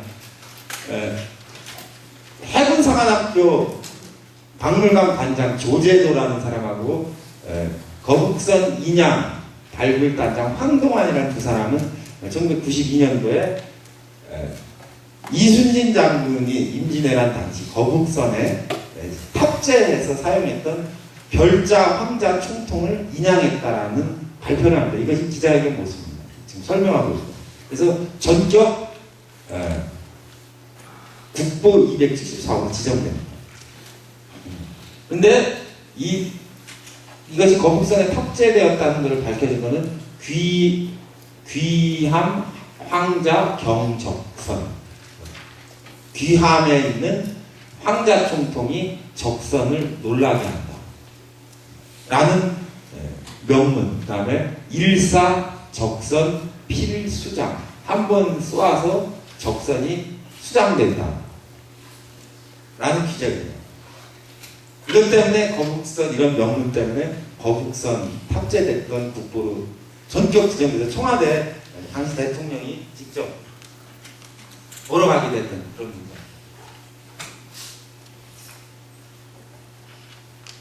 근데 나중에 이게 한문화 이제 가짜로 밝혀졌어요. 가짜로 밝혀진 이유는 이 황동환 대령이라는 사람이 거북선을 이제 대포까지 인양했으니까 거북선만 인양하면 되잖아요. 그 사람은 그랬으면 해군 참모총장 했을 거예요. 이 거북선은 이제 곧 인양할 때가 됐다고 이제 거북선에 막 파편들이 막 나오기 시작하고 막 이런 단계까지 왔는데 96년도에 뜻밖의 순천지검에 어떤 사람이 이제 투서가 하나 들어옵니다. 왜냐하면 이 거북선 발굴을 하니까 그 여수 앞바다를 조개 채취를 못하게 하는 거예요. 그렇잖아요. 거북선 발굴하려고 하니까 민간인 출입을 금지시키니까. 근데 그 민간인들의 이제 원망이 늘어나는데 어떤 한 사람만이 조개 채취를 하는 거예요. 그래서 알아봤더니 이 사람이 황동환 대령한테 4천만 원을 주고 몰래 조개 채취를 한다는 사실이 밝혀져서 투서가 일어나는 거예요. 그래서 순천지검에서 수사를 해보니까 참고인을 이제 투서한 사람을 불러가지고 흥분한 그 동네 사람들의 얘기를 들어보니까 대포 이야기가 나와요. 대포. 대포를 자기가 던졌다고. 그 자기가 빠뜨렸다는 증언이 나온 거예요. 근데 그때 순천지검 지검장이 유창종 검사라고 아주 문화재 견식이 있는 지검장이 그 사실을 크게 여기고 기사를 심도 있게 조사한 결과 가짜임을 밝혀졌습니다. 그 사건이 아직 지금까지 국보로 됐을 텐데. 근데 가짜인 이유 중에 하나는 이제 나중에 알고 보니까 귀함이라는 이 단어가 가짜였다는 거예요. 귀함에는 거기서 귀선이라고 불렸어요. 그 다음에 일사. 여러분들 불멸의 이순신 보면 대포를 쏠 때 대포를 쏜다고 안 하고 사란, 쏠사자를 안 하고 방포라고 합니다. 노을방자. 대포는 방포라고 하는 거고 이 사는 활시를 당길 때 사라고 하는 거예요. 근데 여기에 대포를 활처럼 쐈다는 게 이건 이제 어느 무식한 놈이 한 거죠. 맞지 않는 거죠. 이 14자 때문에 결정적으로 일단 가짜의 심중이 굳어집니다. 그 다음에 이제 이거를 분석해 보니까 당시에 나오자는 아연 성분이 8%나 들어있었다. 라고 해서 이제 전격 국보에서 해제됐습니다. 국보 해제와 동시에 이 가짜를 만들어서 납품해서 황동안 대령이 발견했던 다른 유물들에 대해서 조사해 보니까 육군사관학교, 해군사관학교, 국립중앙박물관에 납품했던 모든 임진왜란과 관련된 충성이 전부 가짜였다는 사실이 발견됐던 거예요. 나중에 이 황동안 대령에게 물었어요. 야, 너 이거 왜 무슨 이유로 이런 가짜를 만들어 이렇게 엄청난 사건을 만들었냐 했더니 200억을 들여서 거북선 인양 작업을 했는데 하나도 못 건졌다는 거예요. 그래서 자기 한 사람이 희생하면 다 같이 먹고 살 수 있을 것 같아서 대포를 발견. 놀랍죠? 그 영구 결번 사건이 일어났습니다. 근데 그 서울대학교에 계시는 어떤 교수 한 분이 이런 말씀을 했어요. 우리가 거북선이 인양될 거라고 생각할 때 이순신 장군 기록 보면은 이순신 장군이 바다에 침몰을 시킨 일본 배가 약 1000척이 넘어요. 그럼 일본 배는 하나도 안 나오네. 거북선이 나오기 앞서서. 왜 그러냐? 그럼 이 배는 목재로 만들기 때문에 이름이 가라앉을 때가 되면 배는 다 썩어버리거나 타버린다는 거예요. 짐을 실은 배와는 다르다는 거죠. 전투선은 굉장히 가벼워야 되고 짐을 실은 배가 아니라 속도를 중요시하기 때문에 가벼운 나무, 소나무로 만들고 탑재하는 것이 굉장히 작아요. 그렇지 않으면 무거우면 이제 못 움직입니다. 그렇기 때문에 배가 침몰한다는 것은 전투선이 침몰하면 흔적이 안 남는다는 거예요. 짐을 실은 경우를 제외하고 그 당시 특수성과 그렇기 때문에 침몰한 일본 배는 하나도 안 나오고 거북선도 안 나오고 한옥선도 안 나온다는 거예요. 근데 지금도 사람들이 거북선을 인양하기 위해서 최근에 2007년부터 2010년도까지 경남도도 500억인가 들어가는 거북선 인양 작업을 2차에 걸쳐서 했습니다. 나왔을까요? 안 나왔죠.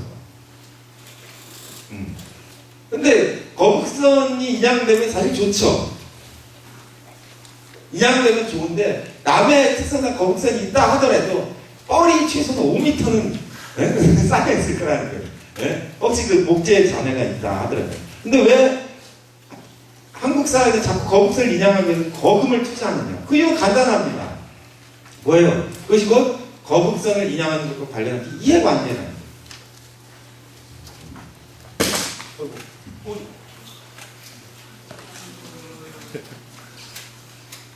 죄송합니다. 야, 너무.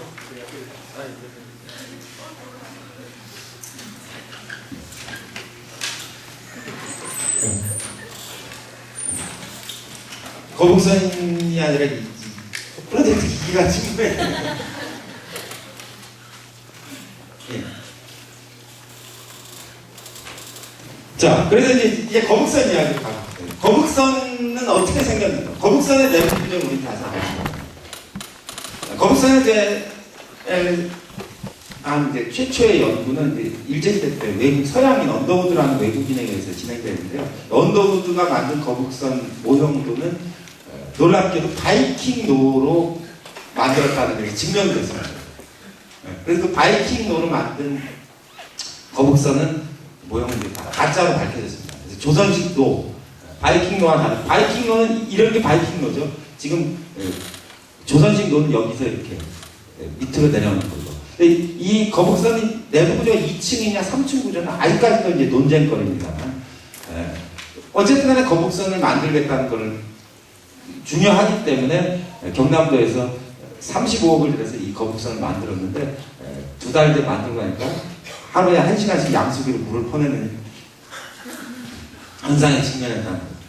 이 거북선이 여러분들 잘 아시는 그 전통 소나무로 거북선을 만들기로 복원하기로 했는데, 캐나다 수입목으로 만들었다고 해가지고 구속된 사람의 그 거북선입니다. 앞에 있었던 참 그 가짜 국보 만든 사람 황동환 대령도 구속됐습니다. 그 사람 구속돼가지고 항소심에서 풀려났는데요. 6개월을 살았어요. 지금도 어디 사업하고 계실 거예요. 비상한 기지로. 지금 이 거북선은 진수한 뒤에 매일 1시간 정도 양수기로 물을 퍼낼 정도로 아주 침수가 심하기 때문에 육지로 다시 옮기는 방안이 검토되고 있습니다. 이 거북선도 이제 사기 최종 결론 났고, 이 물 퍼내는 걸 두려워서 통영 앞바다에 만든 거북선은 여기 밑에 이제 콘크리트 같은 거, FRP인가 뭘 발라가지고 했다고 하는데, 이것은 전통 거북선과 상관없는 유람선 형태, 그냥 아무렇게나 만들어도 되는 걸로 가짜 거북선으로 판명됐습니다. 우리가 이 거북선의 제대로 된 원형도 돈이 없어서 못 만드는 것이 아니라, 중간에 업자들이 하도 막 사고를 쳐가지고 제대로 된 거북선은 지금도 못 만들고 있습니다. 안타까운 일이라고. 거북선의 설계도 도면 이런 건 대략적인 것은 대략 나와 있습니다. 안에 내부 구조는 뭐 2층이냐 3층이냐 문제가 있지만, 그것이 이제 현재 우리 사회가 가지고 있는 구조적인 모습 때문에 만들어지지 못한다는 것은 대단히 안타까운 일이라고 할 수 있습니다. 거북선에 대한 마지막 이야기로 이 현충사 기념관에 있는 거북선 이야기를 끝으로 이제 시간이 다 됐으니까 마무리하도록 하겠습니다.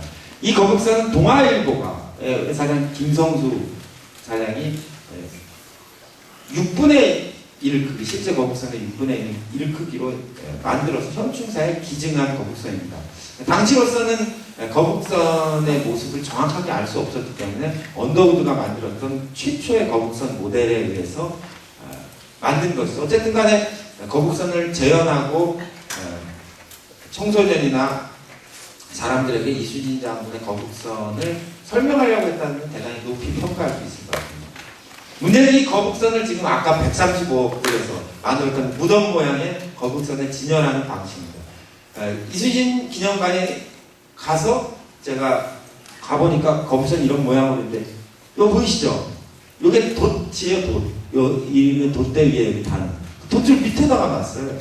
그리고 이게 돛대인데 이게 뒤로 돼 있어요. 그래서 제가 현충사 관계자 불러서 여기 왜 돛이 밑에 있냐 했더니 아주 충격적인 대답이 나왔습니다.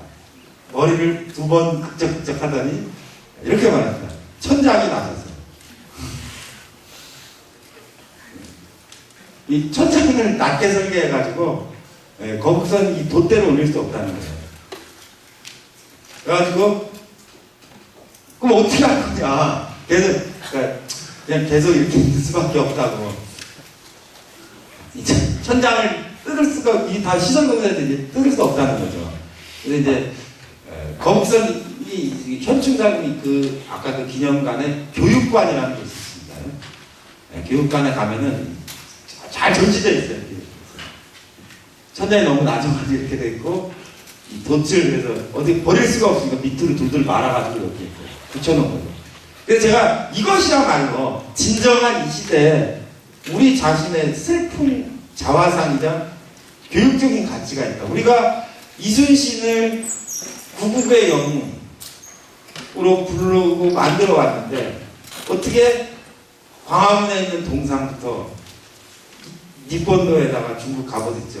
그거 보고 따라 만든 전국에 3,000개의 동상이 있다고요. 초등학교 마당에서 전부 일본도에 중국 갑옷 입고 있습니다. 예? 그 다음에 이순신 쌍용도 잊어버렸죠. 그 앞에다 금송 심어놓고 그 이순신 영정은 전혀 뭐 복식 보증이 안 돼 있고 국보 273은 사기치고 난중일기도 한 번 없어졌어요. 난중일기 총 8건이야 되는데 을밀이 하나가 없어졌습니다. 어디 있는지 몰라요 지금. 의식 있는 사람들이 찾고 있습니다. 을밀 하나가 없어져가지고. 뭐 다른 것도 다 이순신을 둘러싼 현대 우리가 이순신을 민족의 성웅이라까지 올려놨는데 왜 이순신을 가지고 진정한 가치를 이렇게 구현하지 못하고 전부 이순신 뜯어먹기. 검선 만들면은 캐나다 수입목 사서 만들어가지고 양수기로 물을 보낼 정도로 허술하게 만들고, 기념관을 지으면은 천장이 낮아서 거북선 전시가 안 되고, 전부 도대체 왜 이런 현상이 일어나는 거예요? 이것을 저는 대한민국이 처한 하나의 위기라고 생각합니다. 그 위기는 뭐냐? 우리나라가 지난 70년대, 80년대, 90년대를 거치면서 경제 성장을 이루어낸 것은 부동의 사실입니다. 그런데 그 경제 성장 이후에 우리 사회를 지탱할 명예, 그 다음에 정신, 문화를 만들지 못한 거예요. 그래가지고 60년대, 70년대 지금 그냥 시킨 대로 해, 대충 해, 빨리 끝내로 대변되는 한국 문화가 거기에서 정체되었기 때문에 좀 더 정교해지고 세밀해지고 완벽하게 만들어가는 그런 하나의 문화국가로 이제 돼야 되는데 그걸 우리가 지금 못 만들어내고 있다는 거죠. 그래서 저는 저 이순신 이야기를 하고 있는 진정한 이유는 우리가 살고 있는 시대에 우리가 어떤 하나의 중요한 가치를 어떤 방식으로 우리가 다루고 있는가. 이렇게 허술하게 이렇게 막 형편없이 또 개판으로 이렇게 다뤄서 되겠는가. 그럼 우리가 지향적 가치를 가지고 있지 않습니까? 그럼 이걸 누가 해야 되느냐. 또 누가 이 문제를 바로잡을 것인가에 대한 중대한 질문을 던지고 싶습니다. 그것이 저는 우리가 살아가고 있는 시대의 불교가 이 민족과 약 2000년, 3000년을 같이 하면서 2000년, 3000년 불교가 영향을 주면서 만들어내온 이 문화를 다시 이 땅에서 불교가 새로운 가치로 조명해 줘야 돼요. 그 조명해 줘야 되는 가치는 뭐예요? 그것은 곧 제가 아까 말했듯이 파산연장. 잘못된 것을 서슴없이 지적하고 올바른 길로 나아가게끔 세상을 향해서 채찍질 해야 된다. 그런 취지에서 오늘 제가 이순신 장군에 대한 말씀을 드렸고 이순신의 제자리 찾기라는 주제로 제가 세상에 던지는 그런 불교적인 화두다라는 잘 이해해 주셨으면 좋겠다는 당부 말씀 드리면서 이상 말씀 마치도록 하겠습니다. 감사합니다.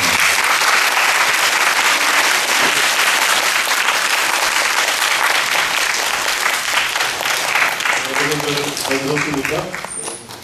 질문 있으면은 스님께 한 10분, 15분 정도? 좀 일찍 끝났으니까. 누구라도 좋으니까 스님 뵙기 쉽지 않아요. 저도 작년에 지난 학기에 뵙고 이번에 처음 뵙는데 텔레비전을 종종 뵙지만 여러분들 질문 있으면 오늘 강의나 또는 스님이 하신 일에 대한 있으면 누구라도 좋으니까 질문하세요. 질문이 와서 손 들으시죠. 네. 아까 이순신 그 영정에 대해서 질문드리고 싶은데요. 그 영정이 어떤 인물의 실제 모습을 보여주기보다는 어떤 상징성을 투여해서 그려냈잖아요. 근데 조선시대가 문치사회고 이러다 보니까 아무래도 그 영정을 그리는 사람 입장에서는 당시에 가장 높았던 직책인 당상관이나 이런 모습을 투영해서 그린 건 아닐까 싶어요. 네, 뭐 그런 모습이겠죠. 근데 그 영정을 그리는 것에 대한 원칙이 있어요. 그 당시에. 근데 이를테면 이순신이 선무 1등 공신이라고 했잖아요. 선무 1등 공신들은 다 이순신을 제외한 나머지 사람들은 다 무관의 복장 그대로 그려집니다. 공신, 이제 당시 문관의 모습으로 그려진 적은 없어요. 또 하나 제가 그러니까 그 공신의 모습으로 그렸다는 게 잘못이 아니라 무신의 모습으로 그렸다는 게 훨씬 좋겠죠. 그리고 이순신이 그런 현충사의 본전에 있는 모습 이전에 그렸던 이순신 영정은 다 갑옷을 입고 있습니다. 갑옷이나 전투복을. 근데 그럼에도 불구하고 현충사 본전만 문관의 모습으로 그랬다면 이해가 되지 않을까. 또한 이순신 장군의 모습이 문관으로 그려진 것은 징비록이에요. 선비와 같았다. 용모가 선비 같았다는 대목 때문에 그러는데, 그 이제 임진왜란 때 김덕령이라는 의병장이 있습니다. 김덕령이라는 사람은 아주 기골이 장대하고 강했던 그런 의병장인데, 김덕령을 묘사한 대목에서도 용모가 단아하고 말수가 적었다 그런 말이 나오는데, 그것은 그러니까 징비록이나 김덕에 나온 구절은 한 인간에 대한 외모에 대한 모습이 아니라 관용구였다는 거죠. 그래서 실제로 이순신 장군을 본 사람들의 기록이 남아있어요. 고상환의 태초국이라는 곳에 나오는 이순신 장군은 얼굴이 아주 부락부락하고 그렇게 생겼다고 돼 있어요. 못생겼다고. 네. 그걸 봐서 지금 보는 영정 같은 모습은 아니었을 거다. 무엇보다도 이순신의 오대손의 모습을 비교한다면 그런 공신의 모습으로 그려지더라도 무인의 기회가 좀 더 적극적으로 표현된 것으로 그려야 되는 것이 맞다 보고 있는 겁니다. 또 다른 학생 질문 있습니다. 예. 그 국가적으로 중요한 문화재를 해외로부터 반환받는 데는 여러 가지 방법이 있을 것 같은데, 돈 주고 사는 거나 아니면 뭐 재판을 하거나 아니면 설득시키는 거 이외에도 또 다른 방식으로 문화재를 반환받을 수 있지. 반환 방법은 뭐 많이 있겠죠. 많이 있는데 저는 문화재 가서 돈 주고 하면 안 된다고 생각합니다. 왜냐면 자기 아버지 뼈를 누가 훔쳐갔으면 돈 주고 사온 사람은 없잖아요. 그러니까 돈을 주고 살 수 있는 문화재가 있고 그냥 가지고 올 수 있는 문화재가 있는데, 제가 되찾아야 된다고 생각하는 문화재는 양도할 수 없는 문화재, 한 민족의 정체성과 관련된 문화재이기 때문에 다른 나라에서 가지면 안 되는 문화재입니다. 이를테면 조선왕조실록이라든지, 제가 지금 최근에 노력하고 있는 고종의 투구, 지난번에 왔던 조선왕조 의궤 같은 건 우리나라 외에 다른 나라 사람이 가져서는 안 되는 거예요. 우리 아버지 뼈를 남이 갖고 있는 거랑 똑같은 거예요. 그런 거를 찾아오는데 어떤 방법이 필요할 것이냐. 많은 사람들이 저한테 제시하는 방식은 상호 우호 관계를 유지하고 신뢰 관계를 쌓고 적극적인 우호적 교류를 하면 찾아올 수 있는 거 아니냐. 저는 그렇게 생각 안 해요. 이 세상에 진실이라는 건 매우 간단해요. 도둑놈은 도둑이 하면 도둑놈은 튀게 돼 있고 주인은 쫓아가게 돼 있고. 그 때문에 이 세상에 제일 진실의 힘이 강하기 때문에 저는 누군가 가서 진실을 말해주면 되는 거예요. 그것은 이 세상은 시간의 문제네. 결국 돌아오는 것은 10년 뒤에 오느냐 1년 뒤에 오느냐 100년 뒤에 오느냐의 문제이기 때문에 우리가 가지고 있는 그런 양도할 수 없는 그런 문화재에 대해서는 단호하게 누군가 가서 진실을 말해주면 되는 거예요. 그런 과정을 겪지 않고 우리가 성과에 매몰되어서 여러 가지 뒤에서 협상도 하고 돈도 주고 밥도 사주고 빌고 울고 그러고 있는데, 그런 방식을 통해서 찾아올 수 있는 문화재는 제가 찾고자 하는 문화는 좀 다른 겁니다. 네. 이순신 장군과 관련된 여러 문제들이 우리 사회에서 이순신 장군에 대한 생각이 민족성의 상징이나 일종의 신화처럼 국민들 인식 속에 자리 잡고 있기 때문이라고 생각합니다. 이순신 장군의 역사가 지나치게 강조되고 그런 것이 군사정권이 아닌 어떤 사람들의 의도에 대해서 의해서 그랬다는 주장도 있는데, 이 점에 대해서는 어떻게 생각하십니까? 이순신을 보는 두 가지 문제가 있습니다. 이순신은 누구와 싸웠는가를 제대로 생각해 볼 수 있는데, 이순신은 외적과 싸웠죠. 일본과 싸우고 분명한 사실인데 또 하나의 적과 싸웁니다. 그것이 뭐냐면 선조하고 싸웁니다. 이순신. 전쟁이 아니에요. 선조는 이순신이 대단히 못마땅하게 생각했기 때문에 제가 아까 말씀드렸듯이 갓도 머리를 잘라도 살려줄 수 없다고 말할 정도로 부패한 국가 권력, 부패한 국가 권력과 외부로의 적 두 가지만 싸웠어요. 그래서 충성스러운 영웅이다. 그런 건 아닌 것 같아요. 실제로. 근데 이순신 사후에 이순신이 대대적인 국가적인 현창에 들어갑니다. 그것은 아마 국가 입장에서 충절의 무사로 이제 탈바꿈하는 작업인데, 그것이 대표적인 게 정조 때 임난발발 200주년을 맞아서 정조가 이충무공 전설을 발행하고 충무공 이순신에 대해서 영의정에 추중하는 그런 행위가 있죠. 그 뒤에 이순신 사후는 국가 권력에 의한 이순신의 대대적인 현체입니다. 이순신이 근대에 다시 나타난 것은 도고헤이 하치로라는 사람이 여일전쟁에 이순신이 썼던 전법을 쓰면서 이순신에 비한다면 나는 하사관에 불과한다 라고 말하면서 일본 사회에서 이순신이 떴죠. 그 말로. 그래서 이순신을 잘 몰랐던 친일파 지식인들에 의해서 놀랍게도 이순신이 주목받기 시작합니다. 그때 이제 애국경운기를 거쳐서 이제 대중들에게 더 알려지고, 일제시대 때는 조선 침략의 일환으로 이순신 말살 작업, 명량해전비를 땅을 파묻어 버린다든지, 이순신에 대한 흔적을 지우는, 쌍용문 같은 걸 없애는 그런 작업으로서 이순신이 중요합니다. 이순신이 우리 대중에게 들어온 것은 1970년대입니다. 박정희 대통령이 집권의 중후반기에 들어서 이순신을 성웅이라고 호칭하면서 이순신에 관련된 대대적인 성역화 작업을 벌였는데, 그것은 아마도 뭐 많은 사람들, 이를테면 노르웨이 박노자, 오슬로자 박노자 선생 같은 경우는 이순신의 동상, 그리고 이순신 성역화 작업은 아마도 야스쿠니 신사의 영향이다 라고까지 주장하고 있는데, 그녀의 제가 실제로 보면 있는 것 같아요. 그러니까 한 시대의 통치 이념, 통치 이데올로기로서 작용할 수 있는 충분한 여건을 가진 사람이기 때문에 이순신 장군의 그런 이미지가 필요했을 수도 있고, 70년대 실제로 김지아의 시에도 이순신 장군을 비아냥되는 내용이 있을 정도로 이순신 장군이 박정희 대통령에게 지나치게 과장되어서 연창되었던 부분이 있는 것 같습니다. 제가 이순신 생각하면 항상 불운한 영웅이라는 생각이 드는데, 이순신 장군이 대단히 훌륭한 사람이면 틀림없어요. 이순신이 없었으면 우리가 그때 망했겠죠, 임진왜란때. 근데 이순신이라는 사람이 겪었던 그 사후의 일들도 대단히 불행합니다.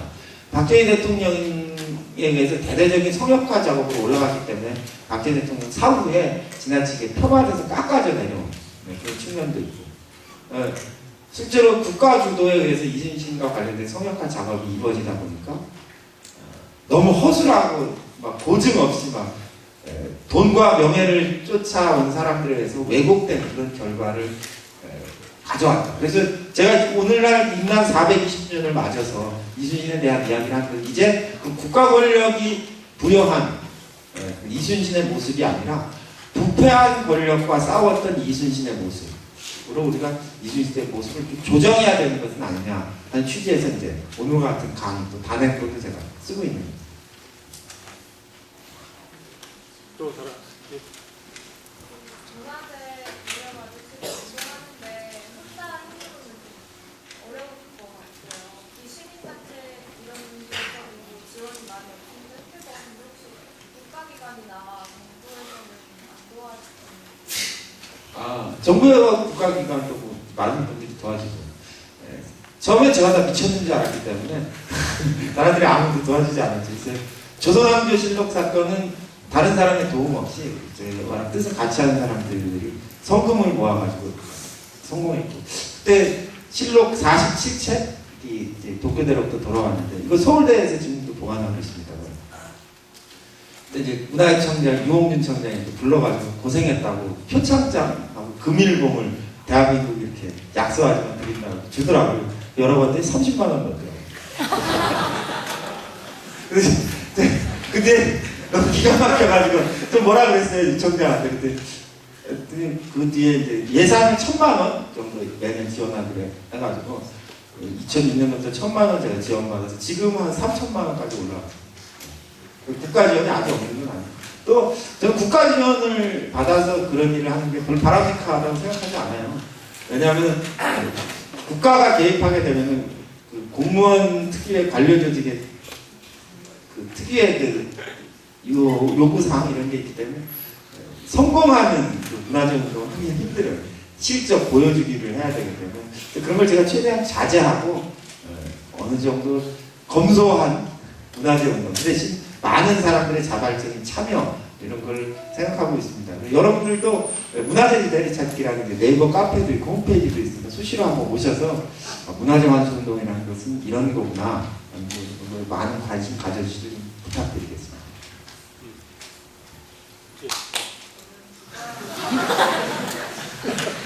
빨리 끝나고 싶으려고. 주로 문화재청에 말씀을 드리거나 아니면 환수를 받기 위해서 찾아가시는 노력을 하시는 것 같은데 그 외에 전략적으로 다른 전략을 사용하신 예가 있는지 궁금한 게 예를 들어서 거북선에 있어서 잘못된 인양 작업을 잘못 투입되는 예산이 투입되고 있다고 생각하시는 것 같은데 그런 거를 잘못됐다라고 해서 좀 막는 운동을 한다거나 뭐 그런 식의 다른 전략을 사용하시고 있는지 궁금하고 또 두 번째는 이 시대의 중요한 가치로서 선생님께서 생각하시는 게 문화재를 그러니까 역사적 가치를 되살리는 것을 중요한 것으로 생각하시는 것 같은데 그 가치가 세워짐으로써 개인의 삶이나 뭐 정신적인 부분에 어떤 영향을 미치기 때문에 그 역사적 가치를 중요시 여기시는지 궁금합니다. 굉장히 어려운 질문이네요. 네. 첫 번째 질문 조금 뭐하는지 전략, 어떤 방식을 통해서 협상하고 어떤 방식을 통해서 이루느냐. 그런데 저한테 그 협상 전략을 물어보는 사람 많아요. 특히 변호사들이 많이 물어봐요. 제가 지금까지 5년 동안 총 소송 170건 했어요. 2건 지고 제가 다 이겼어요. 그걸 어떻게 이길 수 있느냐? 그럼 진실을 말하기 때문에 이기는 거예요. 이기는 거는 방법이 매우 간단한 거예요. 자기가 진짜를 말하는 거예요. 이를테면은 전략 그런 거 좀 필요 없다고 생각해요. 전술. 진실이 전략이다. 제가 한 사건 중에 많은 사람이 기억에 남는 것이 국립과학수사연구소에 일제시대 때 명월관 기생, 명월이라는 여성의 생식기를 오려가지고 보관했던 사실이 있습니다. 2010년도까지. 이유는 그 여성의 신체적인 특징이 다른 여성과 달랐다는 성적 호기심으로 그 여자 생식기를 일제 경찰에 오려가지고 2010년까지 보관하고 있었어요. 수많은 경찰, 검찰, 변호사, 기자들이 보고 같이 키득대면서 살았던 사건이에요. 그래서 제가 그거 없애라고 그랬어요. 우리 검찰에다 대고 없애라고 했어요. 처음에 검찰이 웃었죠. 근데 끝내 없앴어요. 제가 재판에 가서. 왜 없앨 수 있었냐? 제가 무슨 대한민국 검찰을 움직일 제가 힘이 있어 보여요. 제가 돈이 있어 보여요. 진실이기 때문에 없어지는 거예요. 아니 일제가 자기네 나라 처녀를 죽여가지고 희롱하다가 죽여가지고 그 생식기 표본을 만들어서 해방되자마자 옮겨야지. 그걸 같이 키득대고 사람 60년 넘게 70년 가까이 구경하고 키득대는 놈들이 더 나쁜 놈 아니냐. 그렇잖아요. 근데 그 사건을 저하고 같이 하자고 한국의 수많은 여성단체와 수많은 시민단체 같이 하자고 했지만 아무도 안 했어요. 저하고. 왜? 근데 여러분들이 더 잘 아실 거예요. 검찰하고 싸운다는 게 어떤 얘기죠. 또 뭐 저한테 달린 비난 중에 죽음까지 이제 막 기생에게 뭐 관심을 가지고 제가 여태까지 먹은 요리 90%가 다 명월이 생식기 표본 때문에 먹었어요. 근데 전 이길 거라고 확신하고 그것이 없어져야 된다고 생각해요. 또 일제시대 때 사이비 종교 교주 중에 하나였던 백백교 교주라고 했어요. 일제 경찰이 머리를 잘랐어요. 목을 잘라가지고 포르말린에 담가가지고 2011년도까지 보관하고 있어요. 제가 그것도 없애라고 했어요. 아니 이 현대 사회에 근대라는 것이 문명의 시작이 문화의 시작인데 사람 목을 잘라가지고 표본으로 만들면 되겠어요? 그것도 제가 이거 엄청 먹었어요. 심지어 검찰이 전화해가지고 저한테 스님 백백교를 재건하려고 그러는 거 아니에요? 서약서를 써야지만 폐기하겠다는 거예요. 그래서 제가 가서 서약서 썼어요. 백백교 재건하지 않겠다는 거예요. 그것도 이상한 이야기예요. 그런 전략은 필요 없고 이 세상에 보편 타당한 우리 헌법이 말하는 가치, 이 사회가 가지고 있는 인간이 누구나 인지할 수 있는 보편적 타당한 보편적 가치를 이야기하면은 그것이 곧 전략인 것이지 다른 전략은 없다. 그렇게 말씀드리고 싶고 제가 두 번째 질문과 관련돼서는 제가 죽을 때까지 이 세상을 위해서 바꿔야겠다고 생각하는 50가지가 있습니다. 지금 21번째까지 성공했어요. 21가지 이제 명월이 생식기도 있고 백백교 교주도 있고 뭐 조선왕조 실록도 있고 뭐 등등등 여러 가지 있습니다만 지금 21가지 성공했어요. 네, 나머지는 이제 제가 이제 하고 나머지 50까지 제가 살아서 50까지 하고 나머지 50까지는 이제 똘똘한 제자를 하나 키워가지고 제자보고 50까지를 고쳐라라고 이제 할 생각입니다. 그래서 저는 굉장히 중요한 가치라고 생각해요. 불교에서 말하는 보살행이란 무엇인가? 저는 그런 말을 가끔 합니다. 중생이란 무엇인가? 중생이라는 것은 자기가 무엇을 잃어버렸는지, 무엇을 찾아야 되는지도 모르고 사는 사람이 중생이에요. 뭐 어떻게 되는지. 보살이란 무엇이냐? 구도자란 무엇이냐? 구도자는 자기가 잃어버린 것을 찾아서 가는 사람이에요. 내가 인생을 살면서 어딘가에 떨어뜨려 놓고 온 가치, 또 우리가 잊어버린 어떤 중요한 것을 찾으러 가는 사람. 그것이 구도의 길이고 수행의 길이고 출가의 길이고 길떠남의 길이고, 그것이 저는 이를테면 그걸 찾아내는 것, 그리고 그것을 세상에 밝히는 것이 보살의 길이라, 구도자의 길이라고 생각하고 있어요. 근데 그것이 개인적으로 어떤 영향을 주는가? 그것은 중생이란 무엇인가, 범부란 무엇인가에 대한 개념 규정과 연관되어 있을 텐데, 범부라는 것은 그런 거예요. 평생 동안 제 일신의 안위, 먹고 사는 것, 그 다음에 감정에 오고, 오늘은 좋았다가 내일은 나빴다, 난 뭐가 싫다, 난 뭐가 좋다를 끊임없이 반복하면서 사는 것이 중생의 일신의 안위와 감정의 오호에 집착하는 것. 한 인간을 규정하는 그 굴레입니다. 그거부터 벗어나서 자기애가 회의해서 부동한다고 생각하는 가치를 재발견하고 그 가치를 세상에 투영하는 것, 가치 구현의 문제, 사상의 구현의 문제로 가는 것이 그것이고, 보살, 또 수행자의 길이라고 생각하기 때문에 문화재 제자리 찾기, 좀 더 확대해서 말한 제가 말하고 있는 제자리 찾기라는 것은 일신의 안위와 감정의 오호를 벗어나서 진실한 가치를 먼저 우리가 찾아서 떠나고 발견한 그 제 가치 위에 이 세상에 틀린 것, 잘못된 것을 바로잡아서 그런 과정들이 하나하나에 여러분들과 제가 지금부터 해서 수십 년이 지나면 그만큼의 깊이, 그만큼의 넓이만큼 부처님께서 말씀하신 정토의 세계가 우리에게 실제로 가까이 온다라고 생각하고 있기 때문에 제가 이 운동을 진행하고 있는 것이죠. 이제 스님이 왜 이런 일을 하시는지 답이 나왔네요. 그죠? 자, 오늘 스님께 감사드리고 지금 20분인데 여기서 마쳤으면 하는데 괜찮겠어요? 네. 자, 다시 한번 박수로. 네.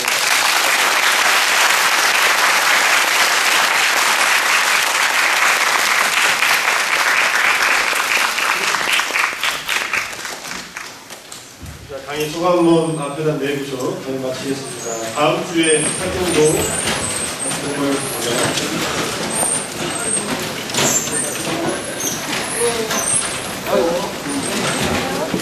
강의까지 들어가주시고.